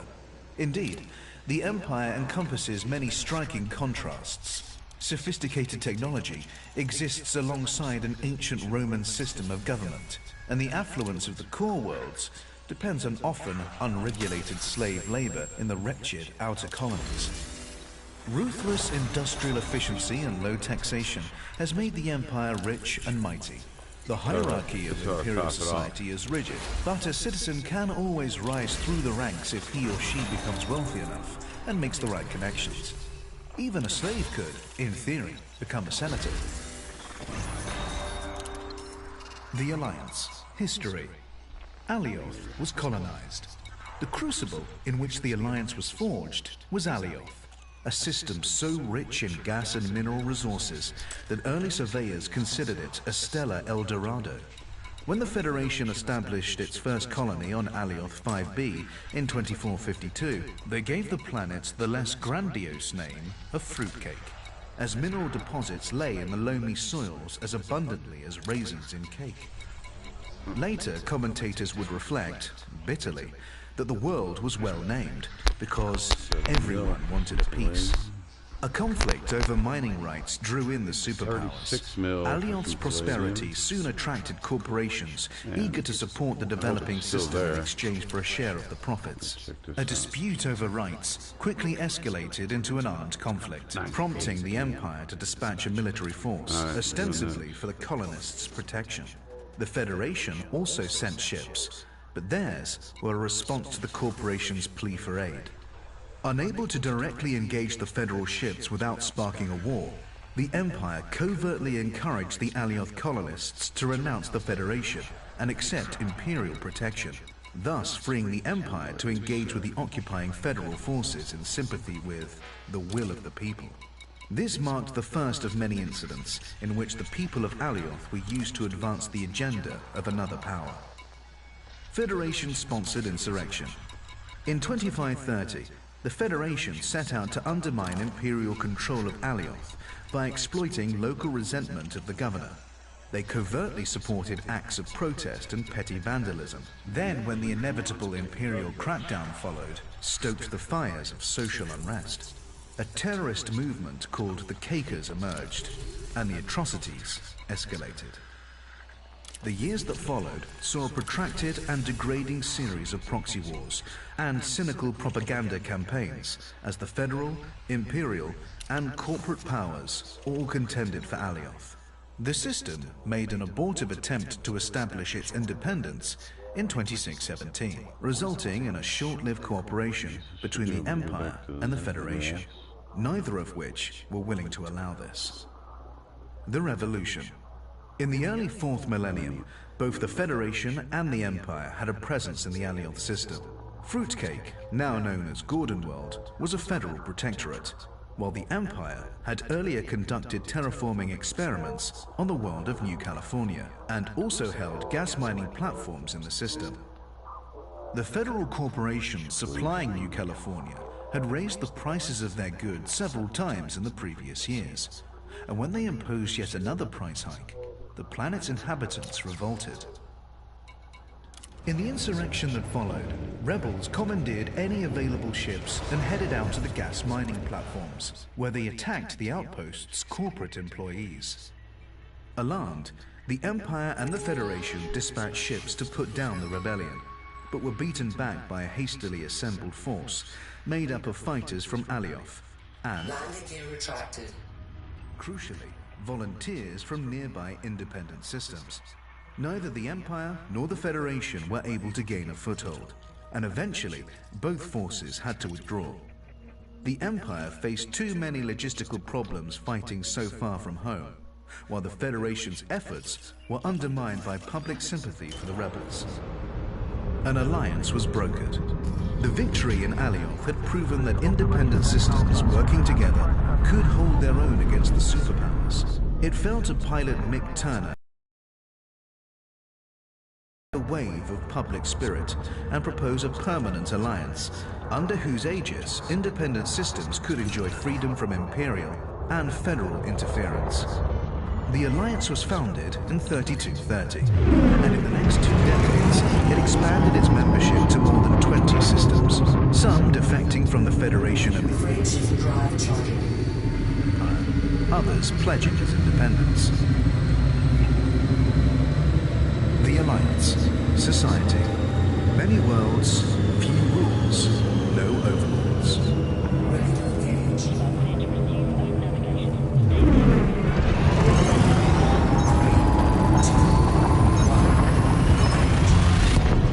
The Alliance's Articles of Membership are designed to unite the member systems with strong, straightforward bonds that allow as much self-determination as possible.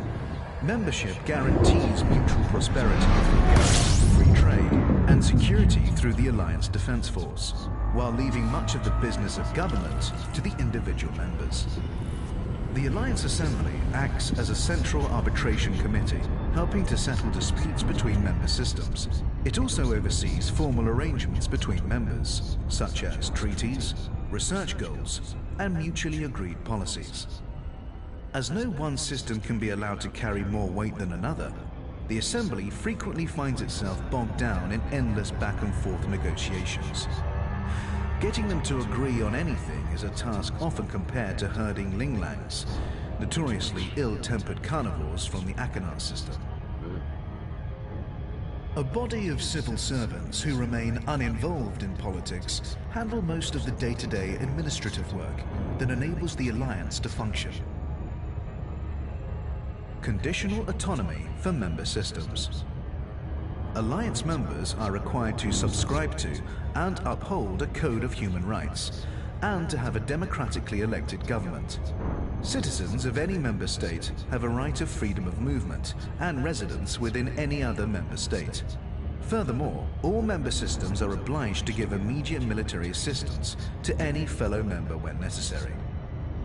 Frameshift drive charging. Forgot this was 2 jumps. The Alliance. Military. The Alliance Defense Force. While each Alliance member system maintains its own navy, all members are required to commit ships and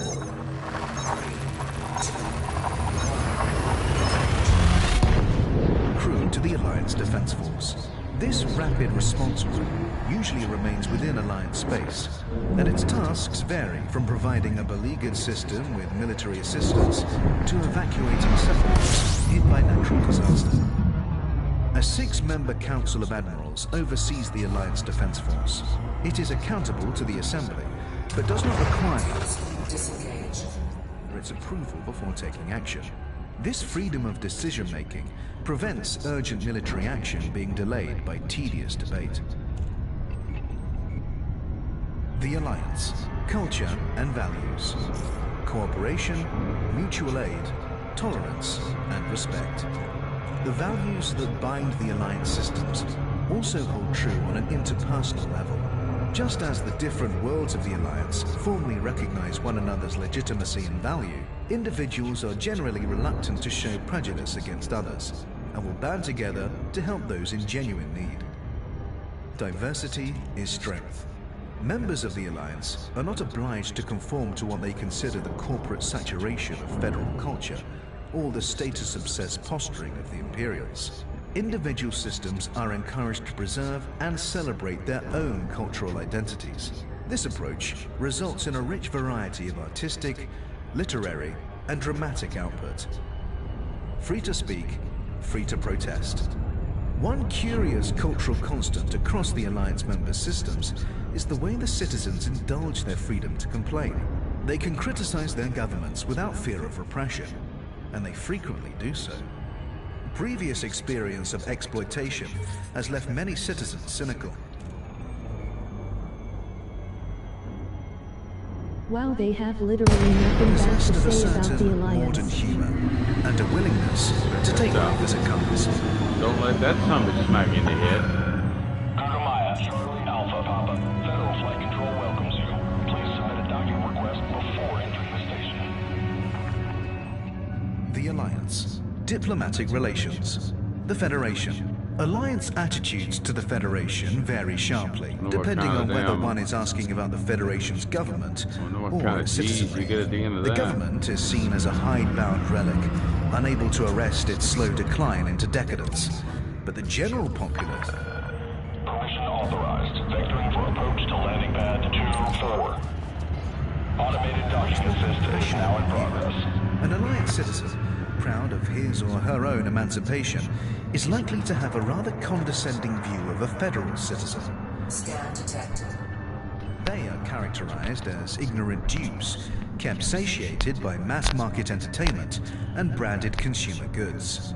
This is not seen as their fault, however. On the contrary, it is widely held that the Federation and the corporate barons Scan detected. deliberately keep the people in this servile state. The Alliance is more interested in enticing federal systems to join its union, thereby winning the moral war, than in exacting vengeance for the wrongs of the past. There has been too much violence already. The Empire. To the Alliance, the Empire is anathema. With its monolithic culture, veneration of opulence, disdain for human rights, and tolerance of slavery, it could not be further from the Alliance's values of mutual respect and freedom from exploitation. Yet, for all this, many Alliance members would rather deal with the Empire than the Federation. The common belief is that the Federation will always pretend to be something it is not. At least with the Empire, you know what you're dealing with. Most Alliance citizens view the emergence of a progressive movement within the Empire with cynicism. Everyone knows that the Empire is incapable of changing its ways. The whole Imperial social model is an imitation of the past. Landing successful. Ship is locked down.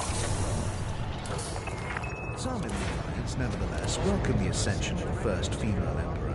The edifice may not be about to crumble, but such a profound change cannot be ignored. The Alliance. Introduction. Rise, like lions after slumber, in unvanquishable number. Shake your chains to earth, like dew which in sleep had fallen on you. Ye are many, they are few. Percy Bysshe Shelley, The Mask of Anarchy, 1819. I've read your speech a dozen times, Mick. We can't use it. Sure, we could sound off about self-rule and freedom from tyranny and the dignity of the working man/woman, and the young hotheads would lap it up like they always do. I'm not saying we don't need that stuff, but we mustn't forget it's just marketing. A shiny wrapper. It's not enough. If we're going to make the Alliance of Independent Systems happen, we need more than tub-thumping speeches from a war hero. We need to show our people that the damn thing can work. I want spending plans, dividend forecasts, surveyors' reports.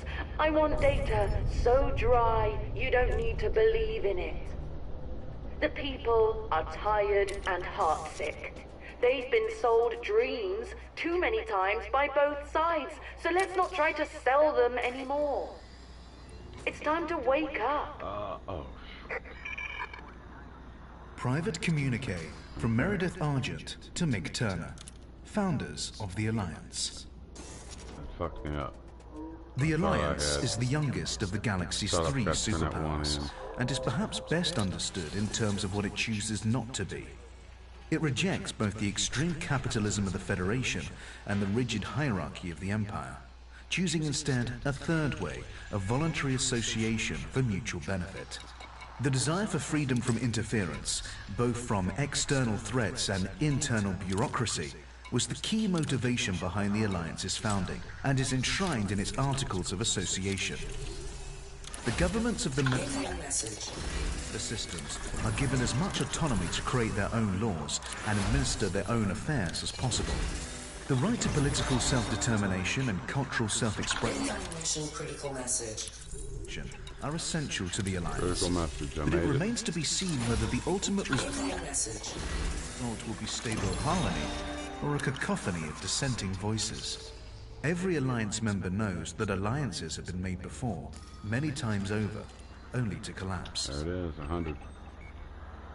The Alliance. Now I need to get a Navy Alioth was colonized. The crucible in which the Alliance was forged was Alioth, a system so rich in gas and mineral resources that early surveyors considered it a stellar El Dorado.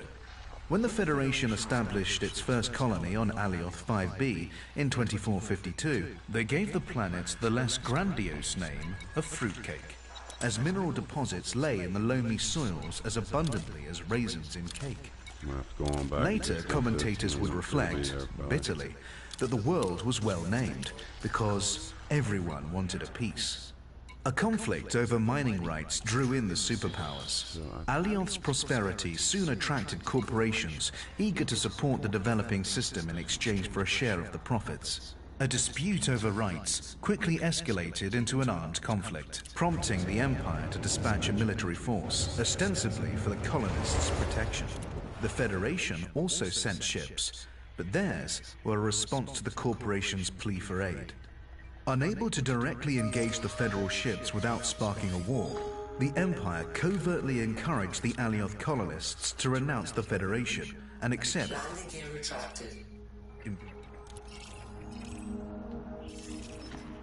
Loitering is a violation. thus freeing the Empire to engage with the occupying Federal forces in sympathy with the will of the people. This marked the first of many incidents in which the people of Alioth were used to advance the agenda of another power. Federation-sponsored insurrection. In 2530, the Federation set out to undermine Imperial control of Alioth by exploiting local resentment of the governor. They covertly supported acts of protest and petty vandalism.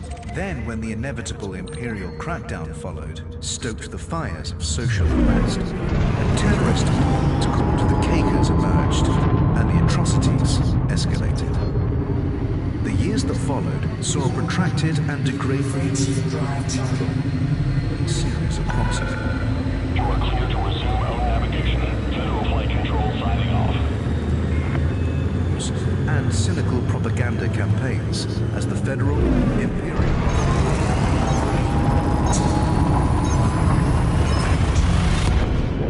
and corporate powers all contended for Alioth. The system made an abortive attempt to establish its independence in 2617, resulting in a short-lived cooperation between the Empire and the Federation, neither of which were willing to allow this. The Revolution. In the early 4th millennium, both the Federation and the Empire had a presence in the Alioth system. Fruitcake, now known as Gordonworld, was a federal protectorate, while the Empire had earlier conducted terraforming experiments on the world of New California, and also held gas mining platforms in the system. Temperature critical. It's getting hot. Disengage. The federal corporation supplying New California had raised the prices of their goods Frameshift drive charging.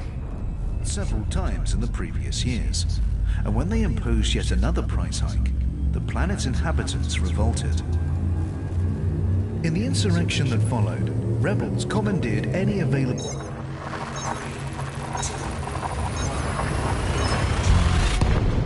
ships and headed out to the gas mining platforms, where they attacked the outpost's corporate employees. Alarmed, the Empire and the Federation dispatched ships to put down the rebellion, but were beaten back by a hastily assembled force made up of fighters from Alioth and, crucially, volunteers from nearby independent systems. Neither the Empire nor the Federation were able to gain a foothold, and eventually Fuel slipping. Fuel school disengaged. forces had to withdraw. The Empire faced too many logistical problems fighting so far from home, while the Federation's efforts were undermined by public sympathy for the rebels. I think Elite Dangerous An would make a alliance really was cool, brokered. like, Netflix The victory series. in Alioth had proven that independent systems working together could hold their own against the superpowers. It fell to pilot Mick Turner and scientist Meredith Argent to ride the wave of public spirit and propose a permanent alliance, under whose aegis independent systems could enjoy freedom from imperial and federal interference. The alliance was founded in 3230, and in the next 2 decades, it expanded its membership to more than 20 systems, some defecting from the Definitely has Federation and the mini-series Empire, potential. others pledging Oh its man, you ain't independence. kidding. I mean, The Alliance, The Expanse. I Society, still haven't finished many it. worlds, I started few watching rules. it, but The Alliance's I, articles of membership are designed let to my unite the Amazon member systems with strong, account go. straightforward bonds that allow as That much was self-determination really as good. possible. Membership guarantees mutual prosperity get through into it. It guaranteed seemed free like it was trade really cool, and security so. through the Alliance Defense Force, But while I leaving think- much of the I think business this of would be government much to better. the individual members. The Alliance Assembly acts would as a need- central arbitration it would need a committee, big budget. helping to settle disputes between member systems. It also oversees formal arrangements between members, such as treaties, research goals, and The mutually TV agreed show is policies. only about 2/3 of the book As no one series. system can be allowed to carry more weight than another, Oh, really? the I didn't know Assembly they had a book frequently series. finds itself bogged down in endless back It, and it forth usually happens that negotiations. way. Any movie Getting that's them made to from agree a on book. anything is a I've read task a lot of often Stephen compared King to books. herding I've read linglads. most of his books. Notoriously ill-tempered And when you cuddles compare for them to the Acheron movies, system. it's like, yeah, A body of the civil movie servants who didn't remain touch on this, uninvolved. that, and the other. You know, it's like, The TV show is Most about of the the day-to-day 36th book. administrative work that enables the Alliance first to six function. book. Gutemeyer, Charles Alpha Papa. Landing permission will be granted upon request. Welcome to this federal starport, Commander. Now, as far as sci-fi books, Conditional autonomy for member systems. I read Alliance members are Kim required Stanley to Robinson's Mars trilogy. That was really good. I thought that would make an subscribe to excellent and fucking like a uphold the code trilogy of That's series. human nothing rights, compared to and Ghost to in have the a Shell. democratically elected The government. entire first film is only Automated 2 docking chapters system of now in the progress. Have a right of The freedom of second film movement. is literally one shot. What's that now? That's compared to Ghost in the Shell. Yeah, I've heard of that. And I remember seeing those books all the time. Never did really get into them. Didn't start reading them. I was reading Dragonlance and shit like that at the time.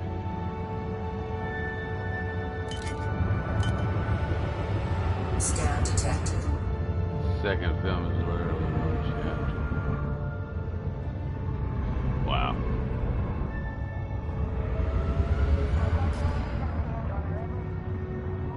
Dragonlance was awesome. Yeah, Dragonlance was good. I like how it had, well, I think a lot of different books did that. They'd have the maps in there, like each, you know, every place would take place, every chapter would like take different place in a different part. I guess probably Lord of the Rings did that too. I never really did read any of their books or nothing, but.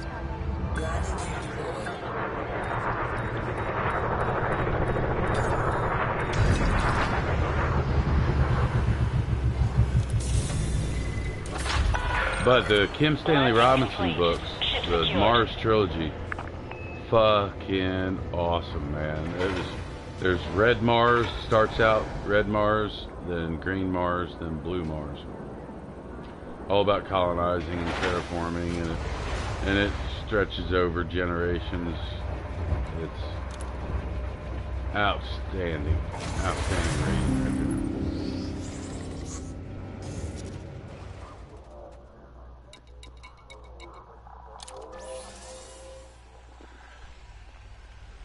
Thought about reading it again.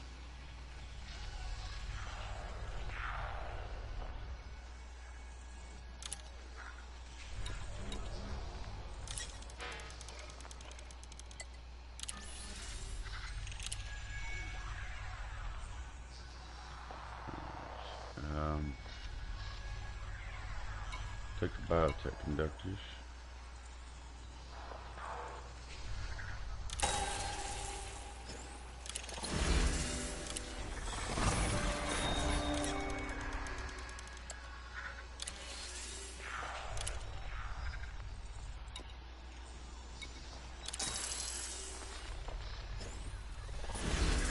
$572.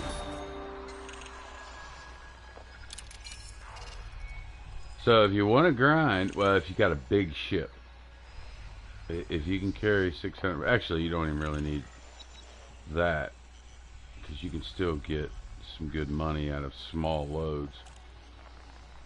It's a good place to make credits and rank up the Federation. See, I was doing those courier runs. I mean, that's good starting out, maybe, until you can get a big ship, but it was pretty fucking slow, really, I thought.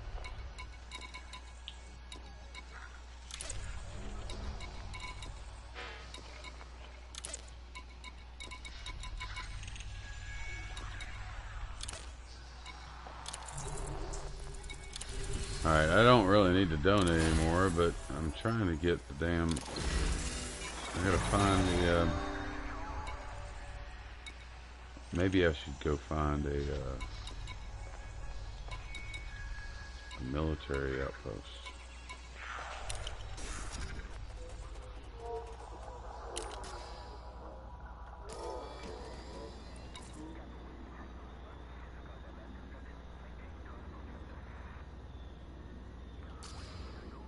Federation military.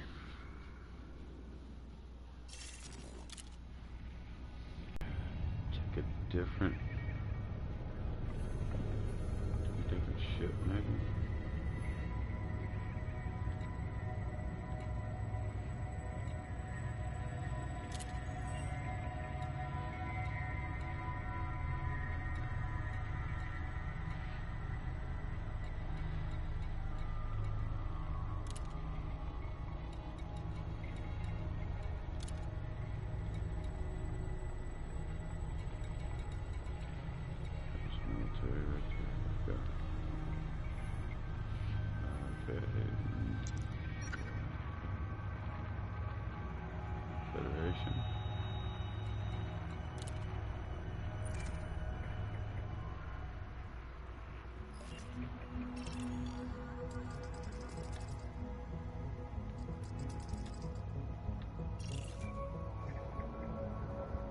Looks like a nice place. This place looks like it's ready to be mined. Apparently I've already been here, but I probably haven't scanned. God damn it.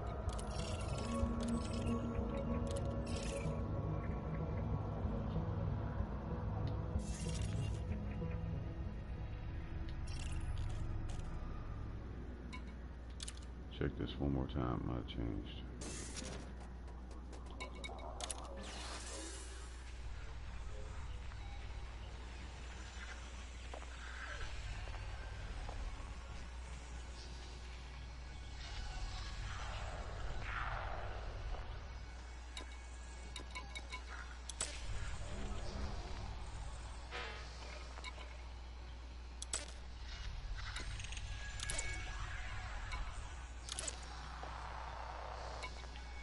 What the hell?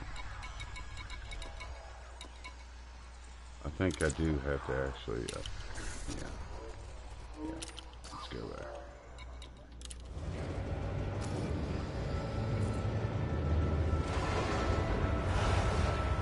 Alrighty.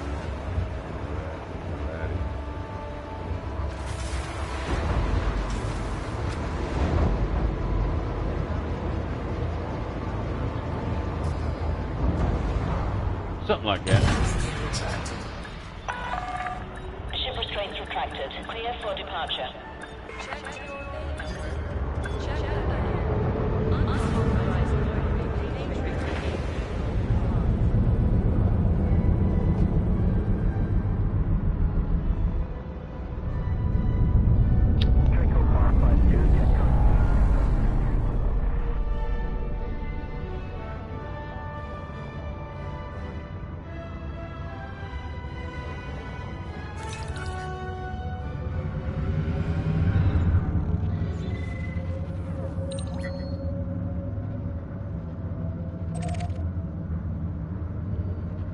Scan detected.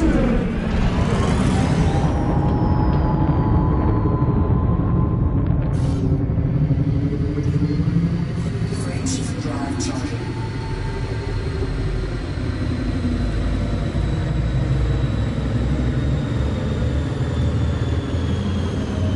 I have not even been listening to the music. Ready to engage. Focus, man. Focus.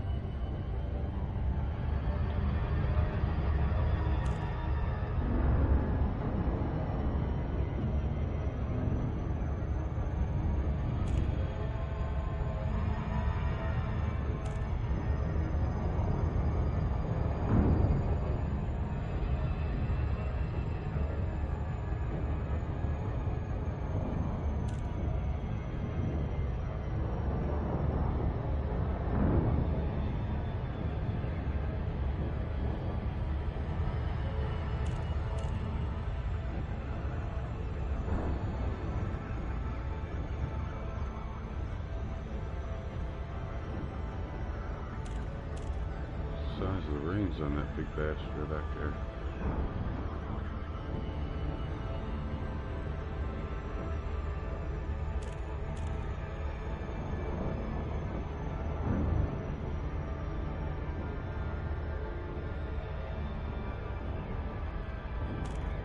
Earth-like planet revolving around. It's just like tagging along with it. That's weird.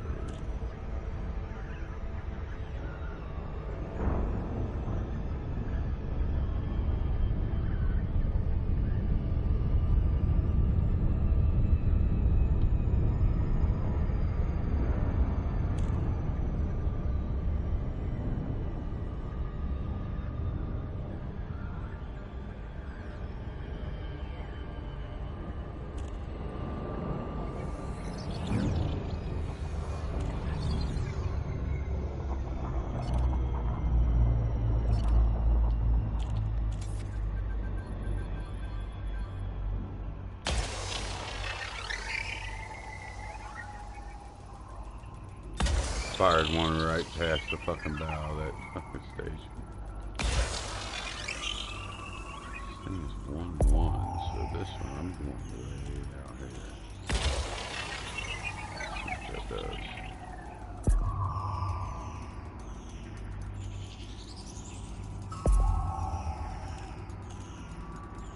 Surface scanned by 50%.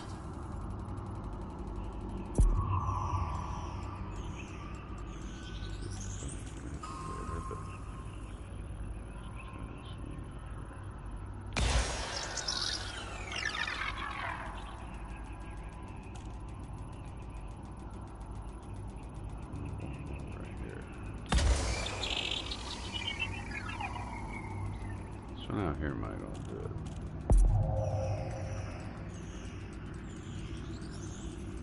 Nope, not quite. Oh, look at that ship. Boom. Surface scan complete. Hope you don't mind, I just scanned your planet there.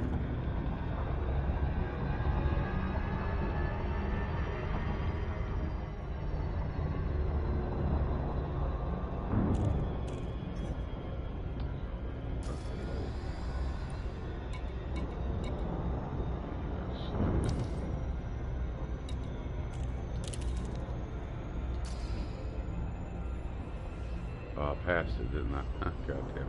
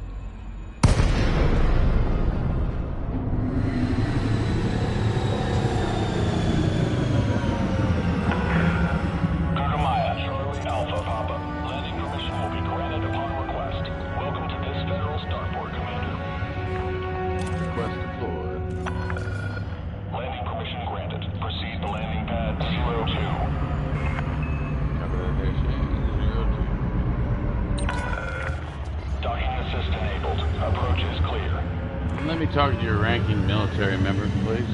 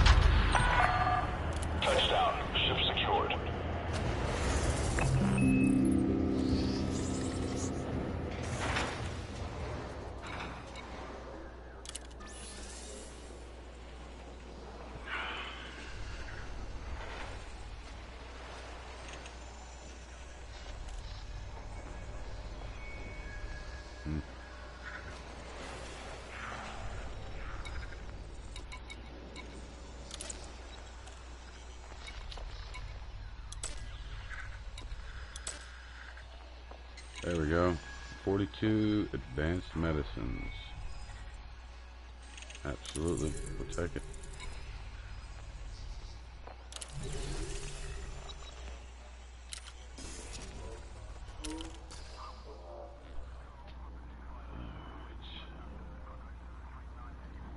This time,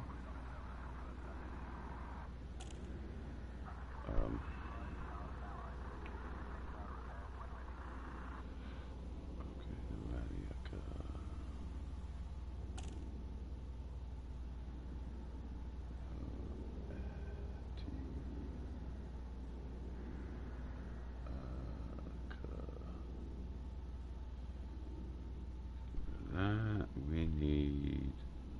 The hell is on here?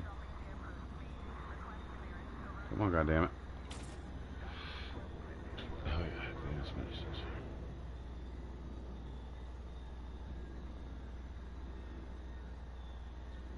Search. Need Tao Ofuchi. What I really need is to pay the water bill. I'll be right back.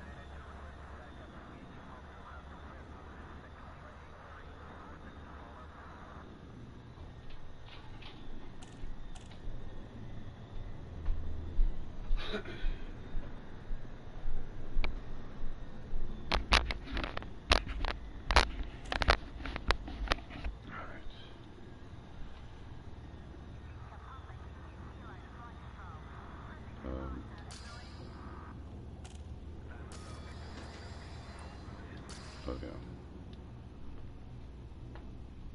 Oh.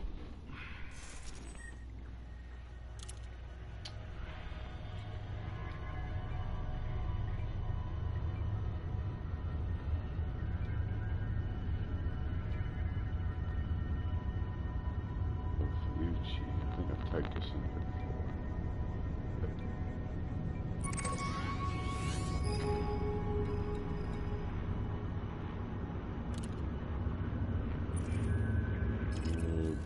Landon relay.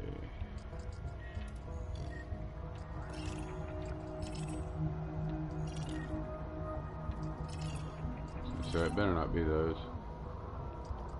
What? Oh, but it's here.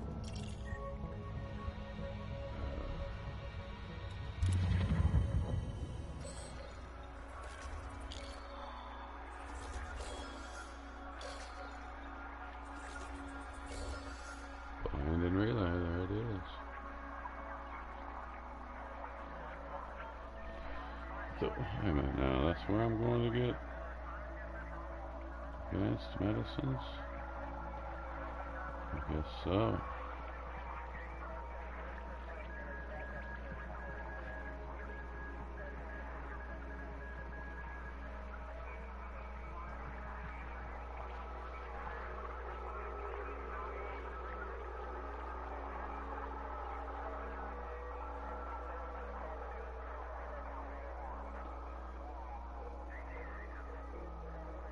Advanced medicines. I got 1,800 of them, so.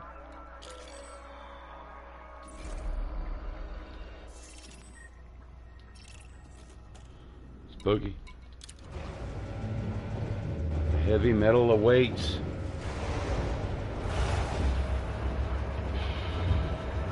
Too bad this couldn't have been just a one-way.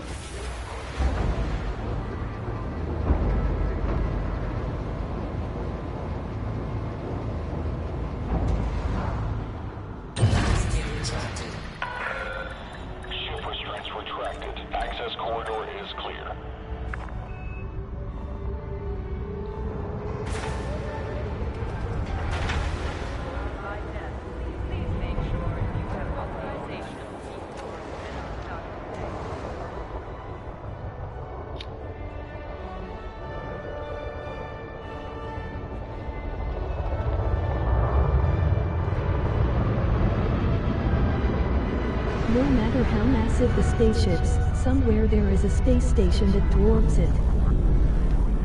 Yeah. Yeah, no doubt. Copy. We're awaiting your arrival, Commander.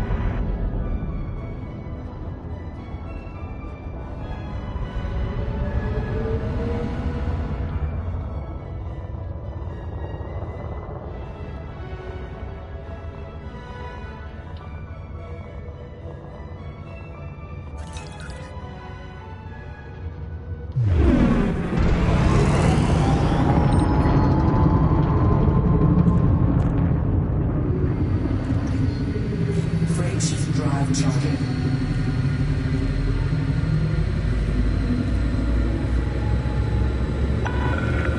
You are clear to resume home navigation. Stay safe, Commander. See ya.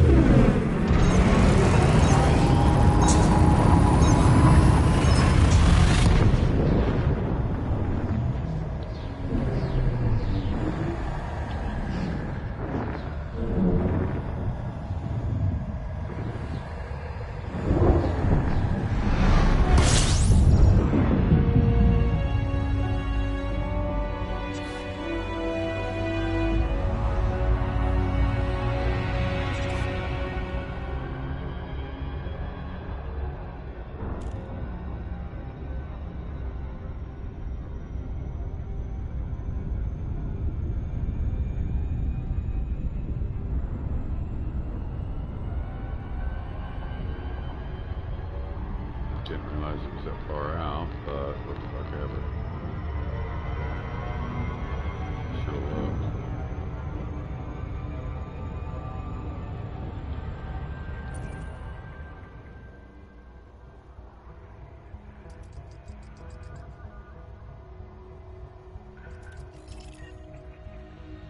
I had no idea it was that far out. Looked it up. Looks like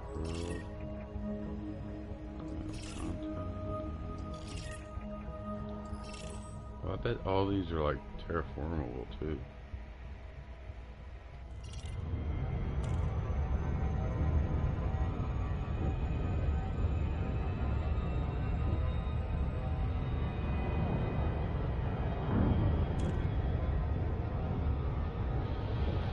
Well, let's put on a movie. Let's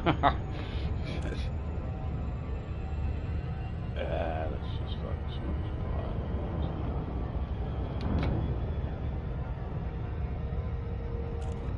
Buzz crash.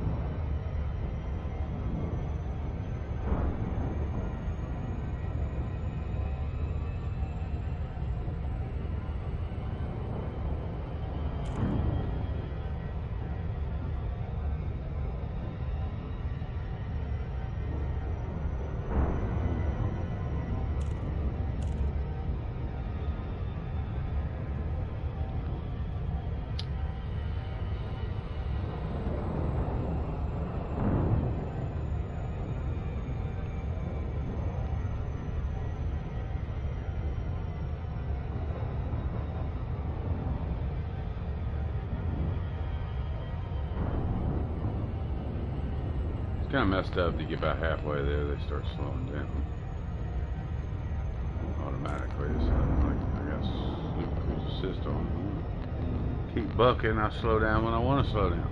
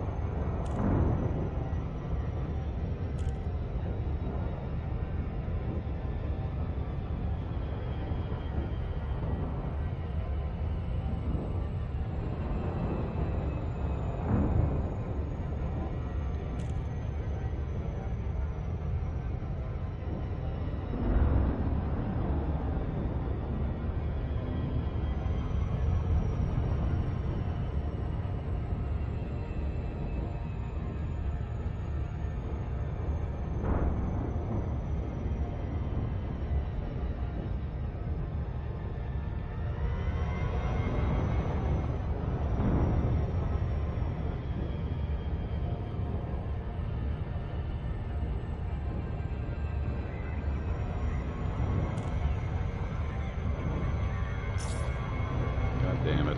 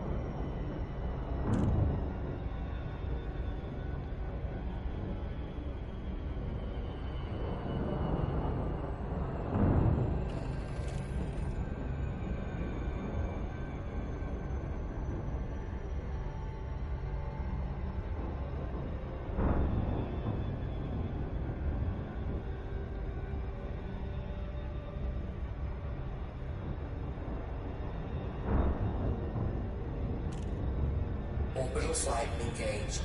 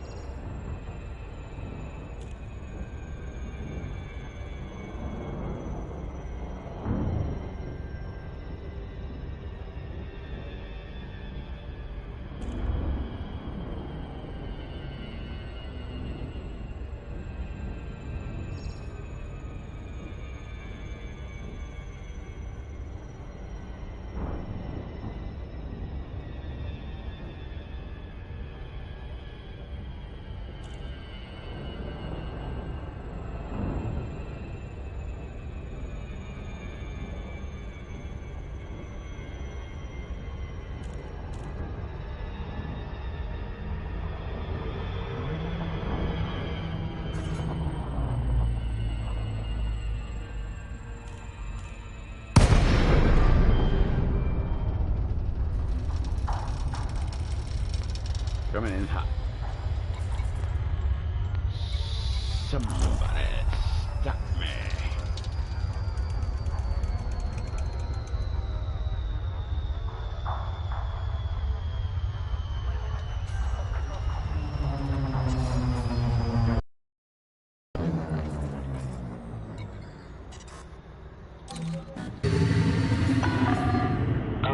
Charlie Alpha Papa. Priority access will be granted upon request. Welcome to this federal port, Commander. Landing permission granted. Cleared to land on pad 08.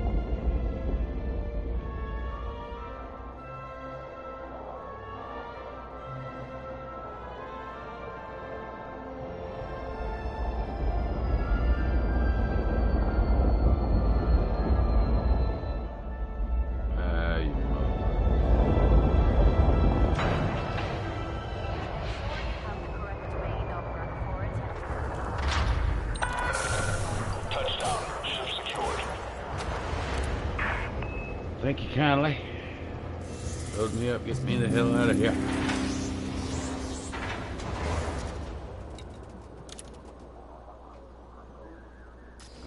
What do I need? Advance.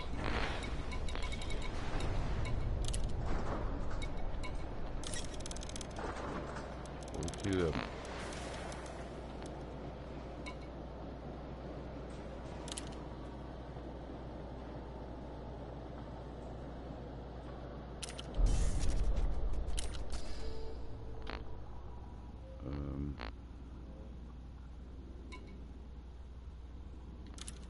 Just for the hell of it.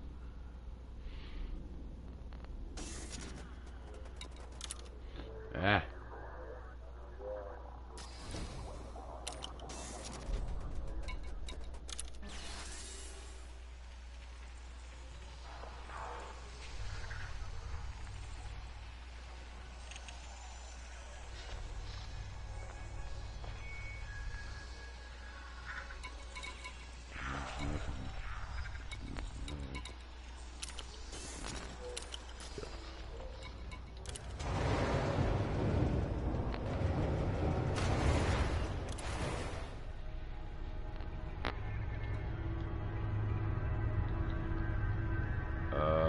No, I had to remember. I was about ready to click Wally.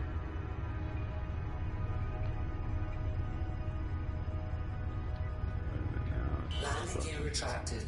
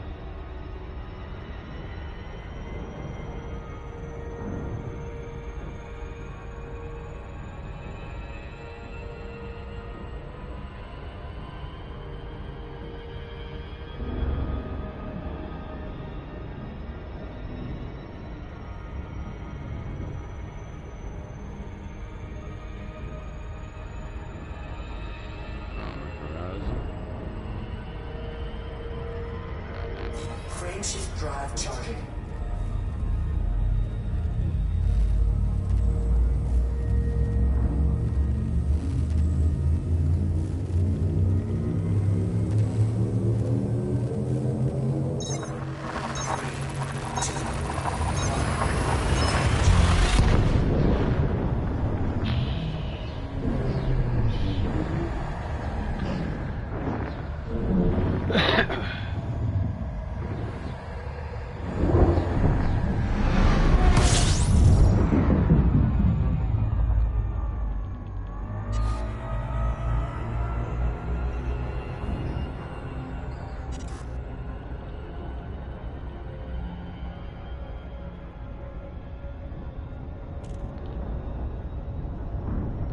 Dick in me.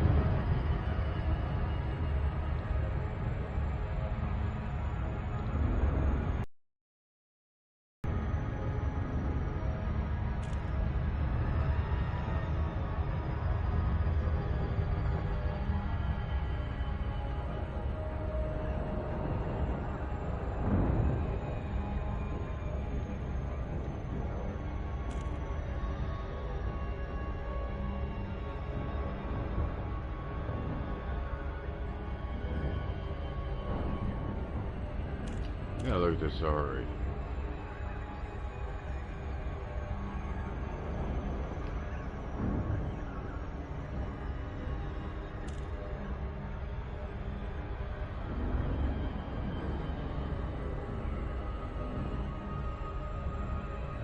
Yeah, I definitely have to look at this. Maybe what we got here. Planet revolving around a giant. The moon revolving around it.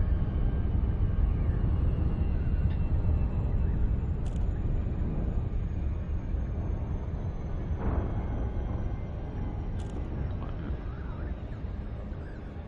1.1 that of Earth.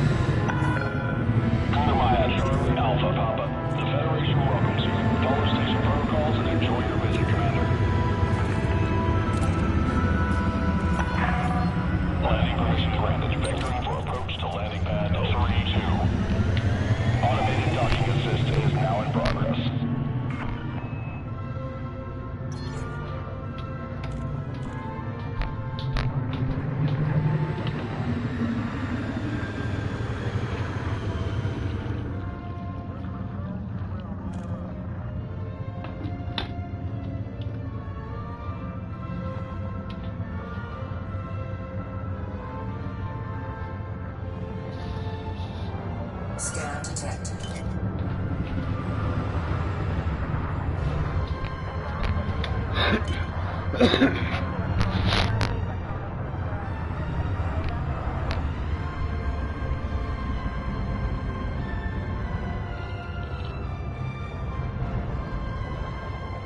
Scan detected. See, I'll be right back.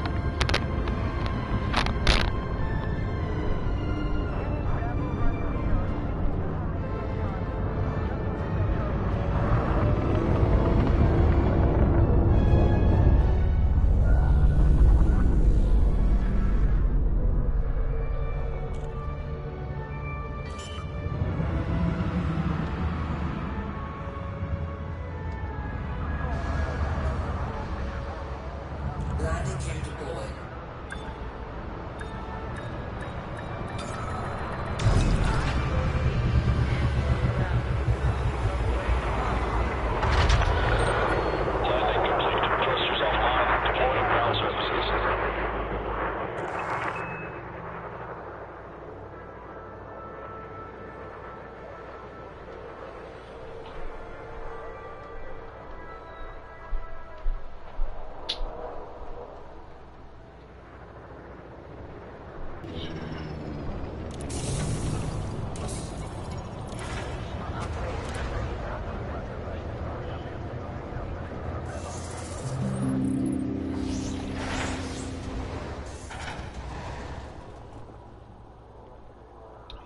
Burroughs, haven't seen him on in a while.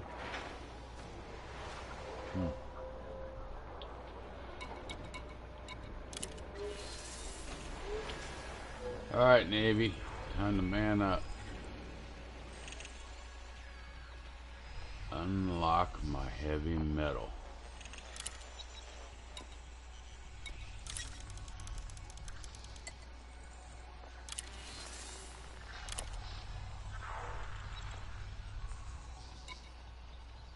I'm not gonna do that. Incoming message.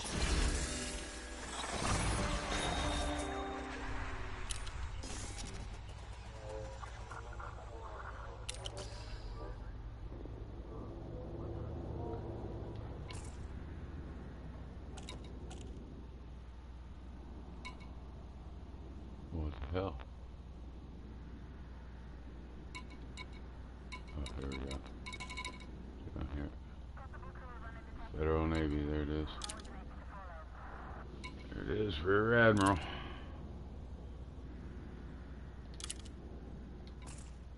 Alright, would it by any chance? Oh, no.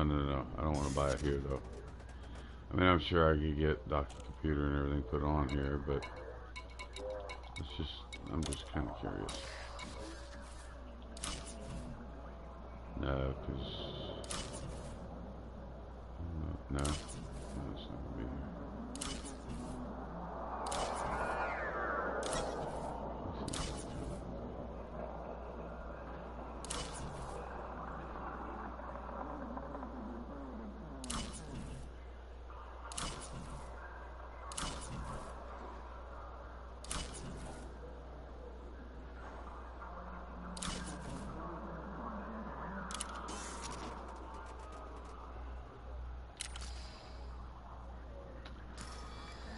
Alright then, that means...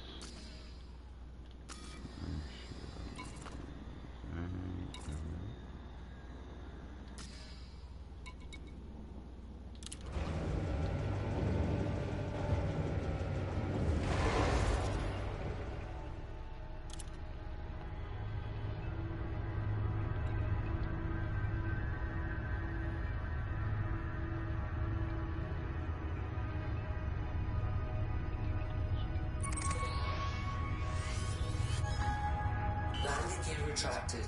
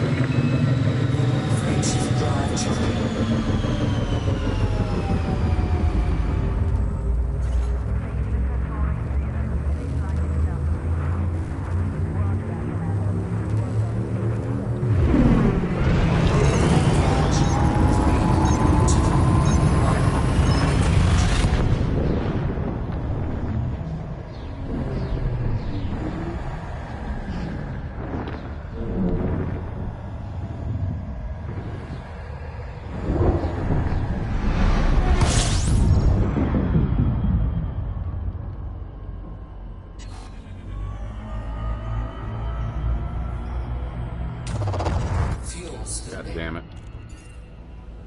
I had that so much on there.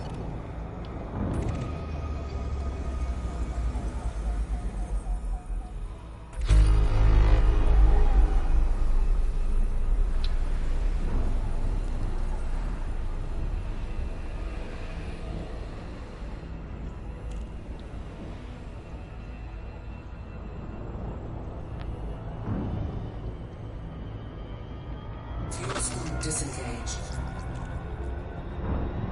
Frameshift drive charging.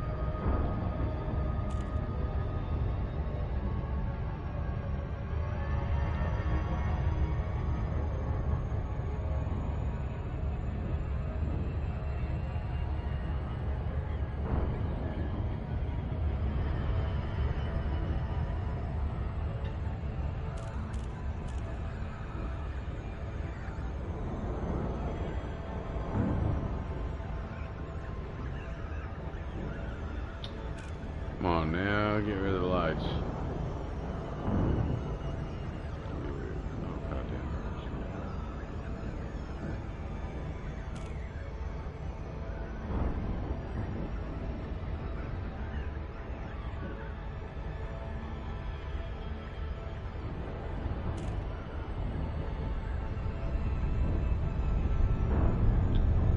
I guess I'll scan that planet.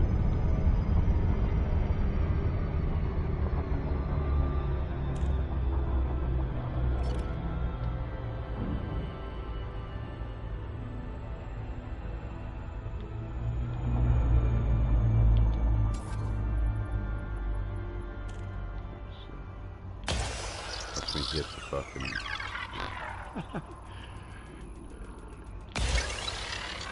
goddamn station, they'll all be coming after me.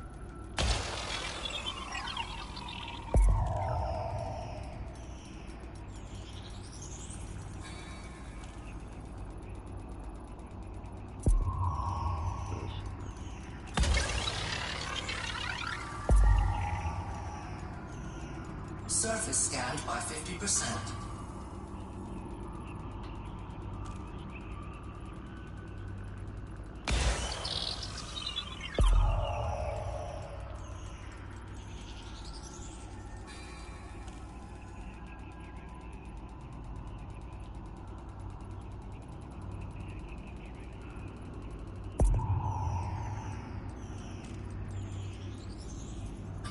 Surface scan complete. I didn't think it would actually do it.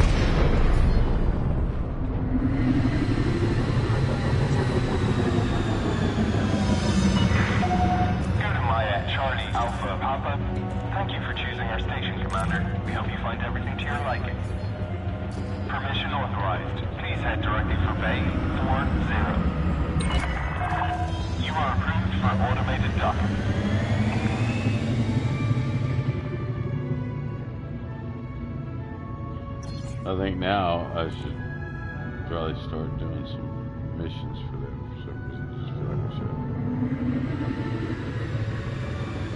get the reputation.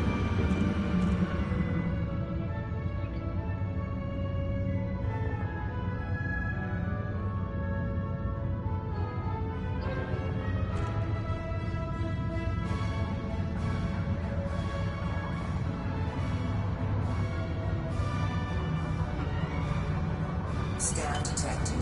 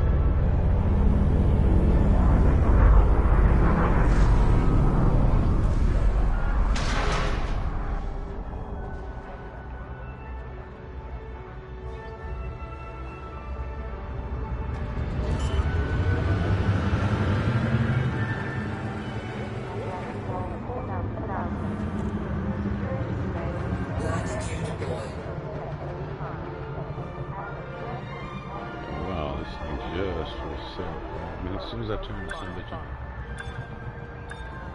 Oh, it is midnight now. After midnight, baby. Ship is on the ground. Engaging docking restraints. Greetings, Commander.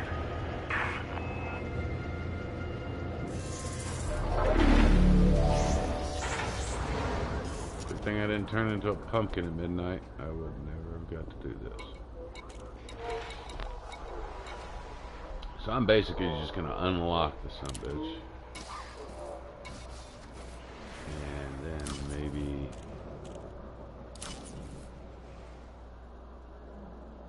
and then tomorrow Hangar 69 Corvette edition.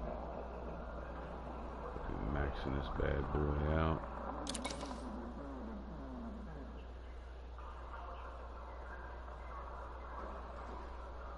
$164 mil.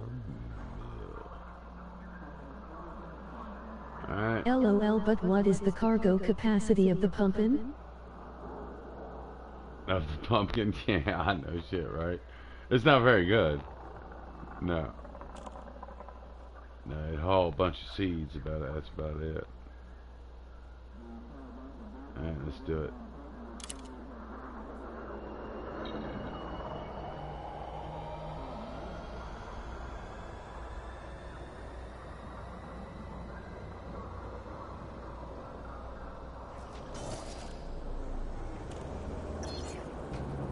Bam.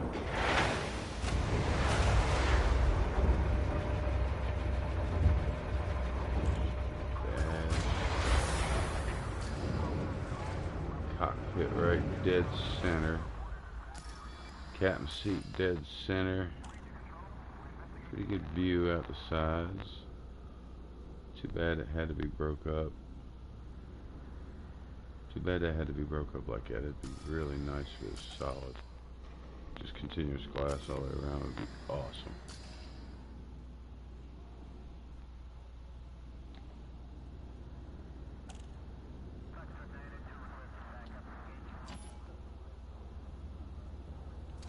Check out the interior first.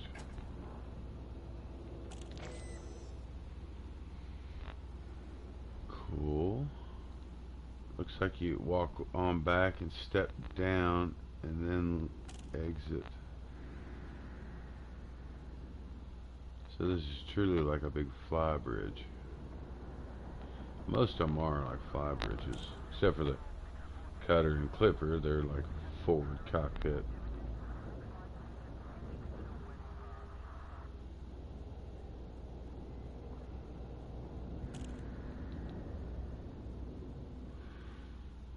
Wow, look how the glass just goes all the way back to your head too.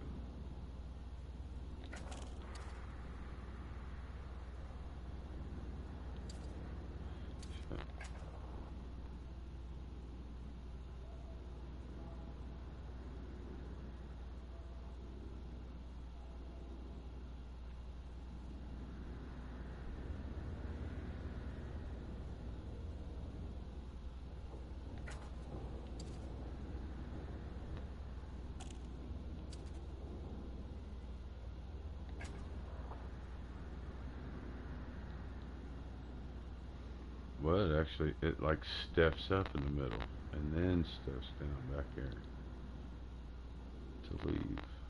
That's wild.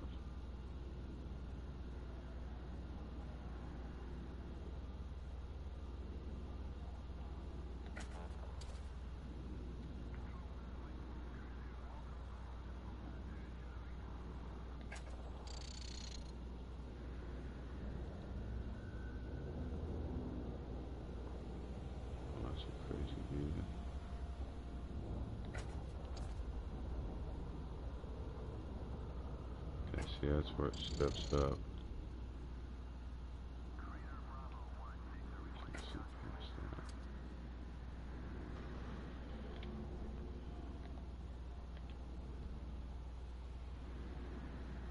Wow, see, you get a chance to look at it like this. That really does give you a different dimension.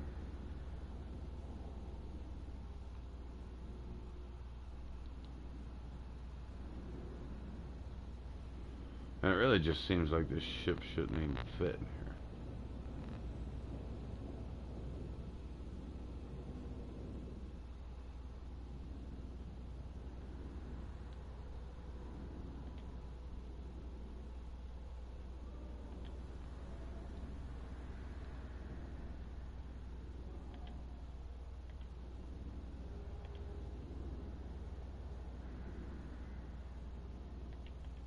That's a scary looking beast.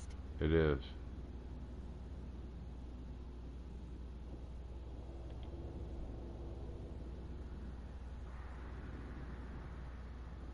And so let's get an idea of how many decks could be in here.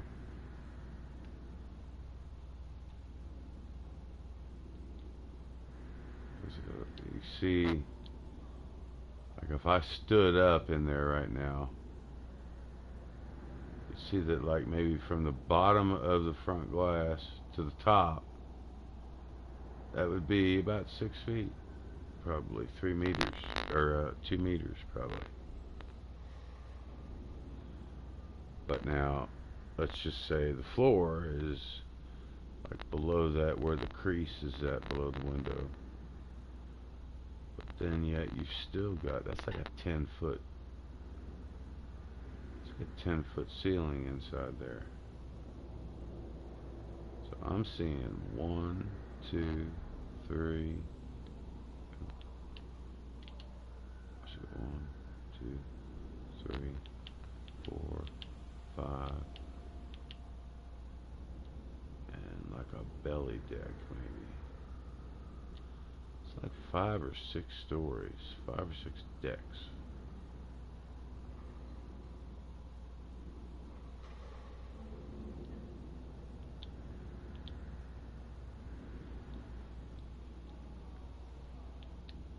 Almost looks like there's 2 decks with windows, but no, not quite.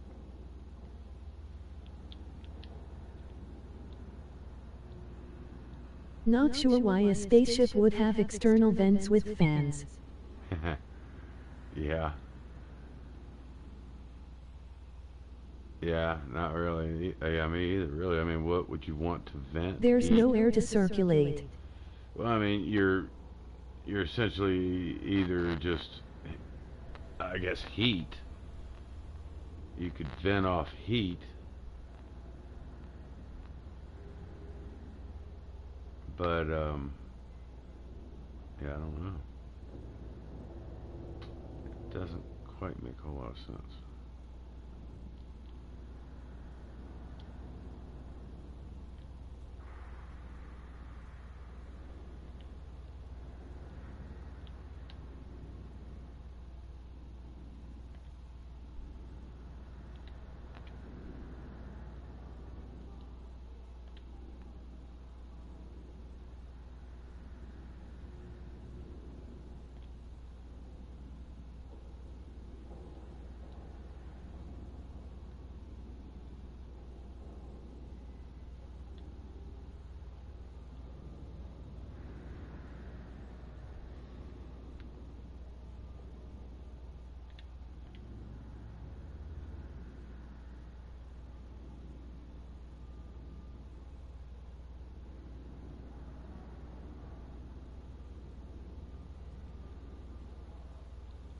Those aren't vent fans, they are thrusters.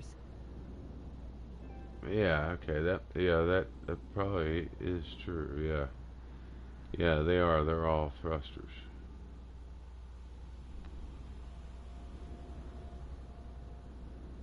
Yeah, because you see them on every ship. And you'll see them probably when you activate them. And you always see them, the top side ones, you'll see them blow out. So yeah, those are the thrusters.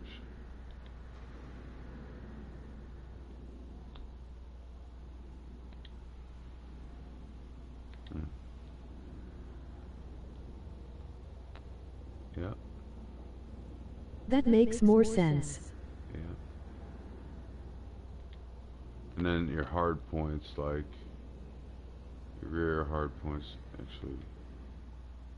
See, like there's probably one there. Warning, keep clear. Yeah, that's a hard point, probably.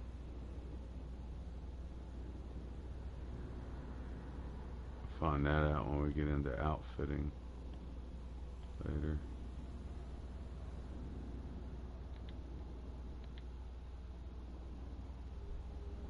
I mean, look, almost looks like there's stairs there and shit. Like you walk up and get in the front door right there.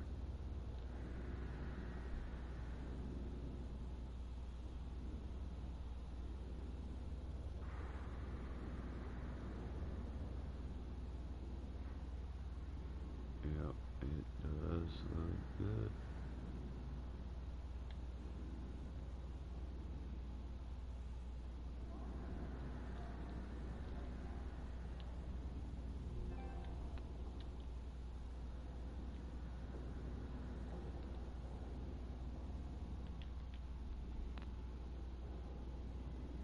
I would sure like to take it out for a spin, but I'm not gonna do it. Not gonna do it. Not till tomorrow. See, I am, however, going to look at the specs of it. I'll do all my outfitting tomorrow. Just want to see what it comes with. Obviously, probably a couple pulse lasers. But we've got 2 size 4 huge hard points. 1 size 3 large underneath. Fits underneath. Where are these at? These are.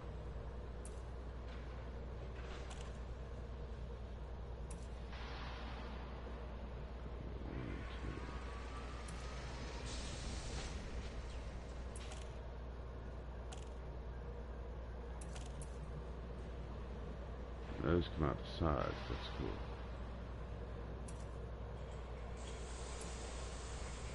The small ones are up front, pop out the top.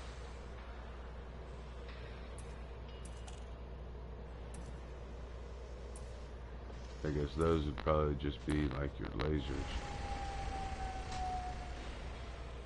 Or all 4 of these would be lasers probably. Yeah, take out the shields. And then whatever the hell, whatever kind of destructive shit you put in there. 2 huge. And 1 large.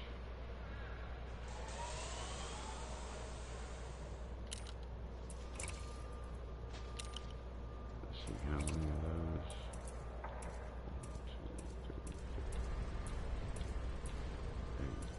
8 of them.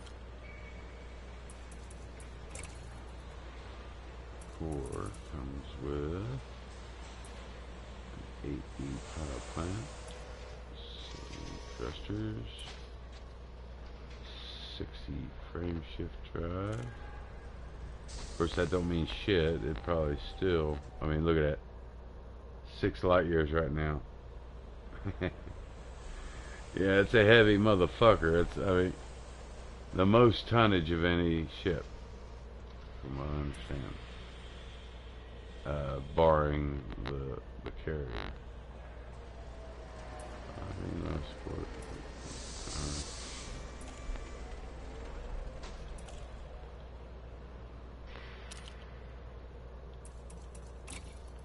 For optional 3 7s, 2 6s, 3 4 5s, 2 4s, 3 and 2 1s.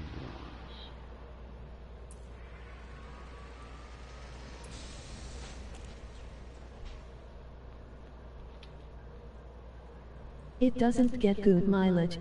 Oh no, I wouldn't think it would. No, no. This is going to be not real sure what I'm going to really fix this up to be. Could end up being a minor, or just just a straight beast bugger blaster.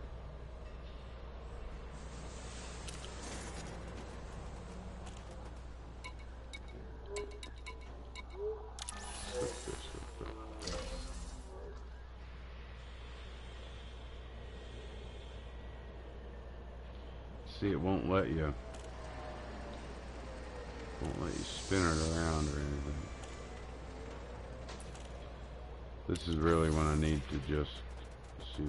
Does it look big Nothing over here. It does do the same thing.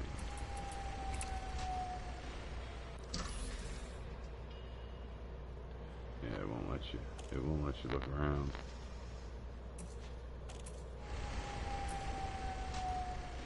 You gotta be in the store part of it.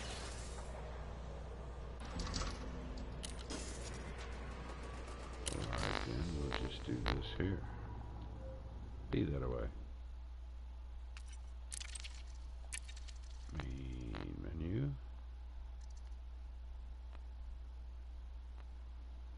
Yeah, it's a good looking ship though.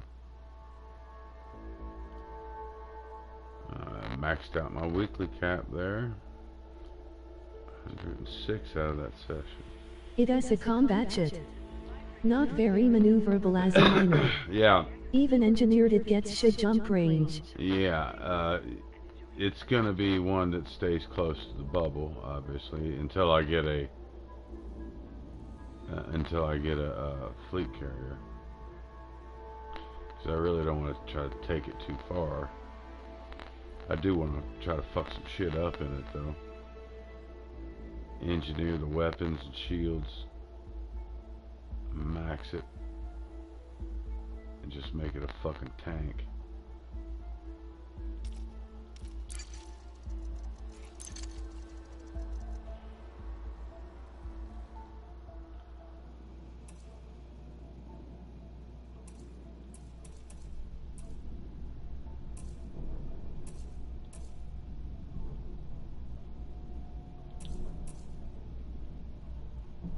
Paint jobs.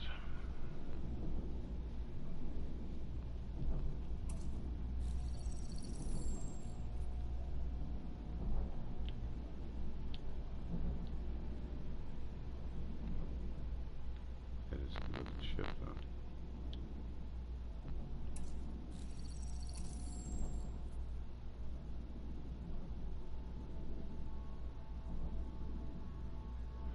Man, there was a bunch of them on sale the other day.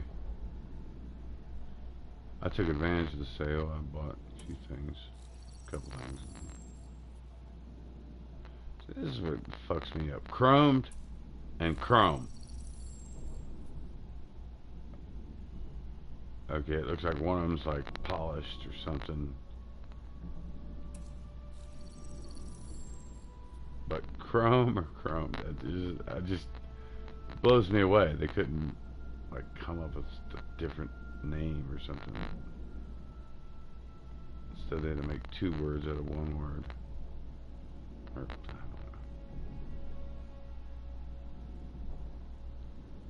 Just use the past tense.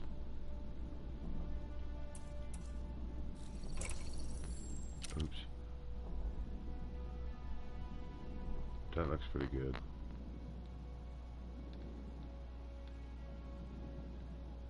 I think I would have liked it more if the white was black instead of, or maybe just like a dark gray.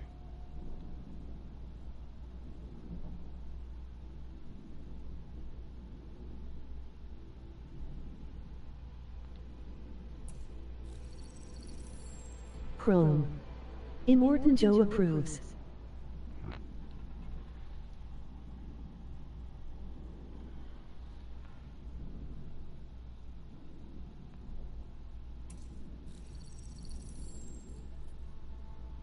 Now this thing's starting to look like a Formula race boat.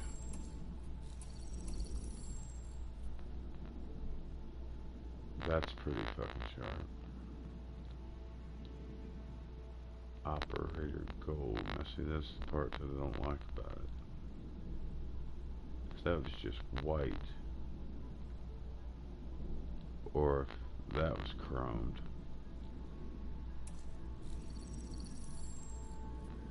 But now that one is even better.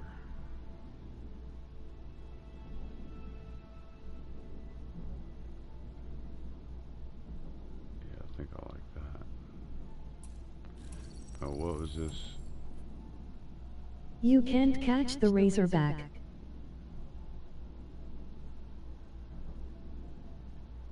It's the only color they got with the glowy shit.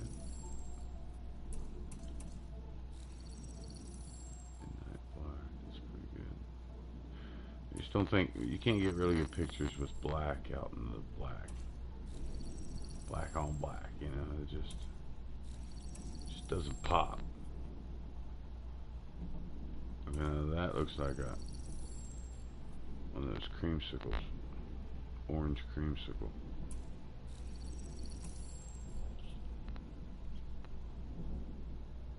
See that one and that one looks bad. Or not that one.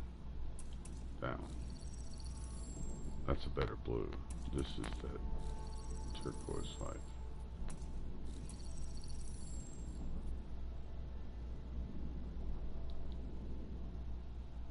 Pharaoh. It's about the best looking Pharaoh paint job I've seen. Most of them just look too fancy. Too much. Too busy.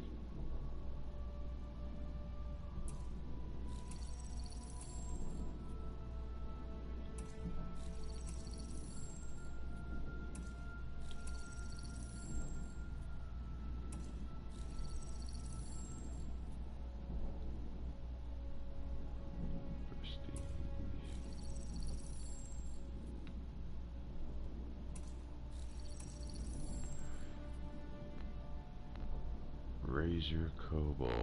That looks pretty damn good. I bet that looks real good in the black.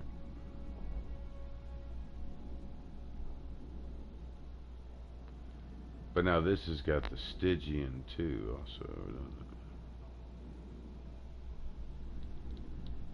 doesn't it? It's kind of like I don't care for the lines in it though.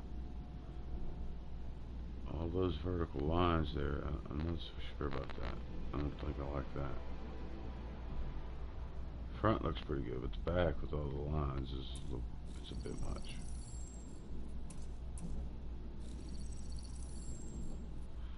Now it definitely looks like a it looks like a Formula Racing boat.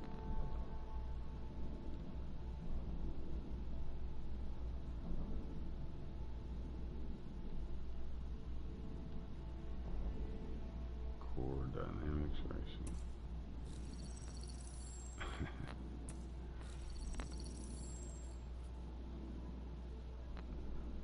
I love the windshield cockpit though. The cockpit windshield, whatever. It looks like the Elite Dangerous wings, don't it? There it is. That looks pretty good. That looks good on just about any ship, really. But I don't want to look at it all the time, you know. So it's like.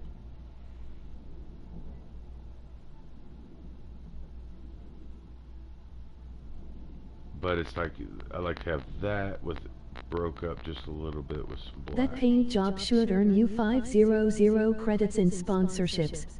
Yeah, no doubt. Pick a color. No shit. You're worse than a woman. Hey, I am like a woman in a shoe store. I want to see every pair of them son of bitches. Get them out here.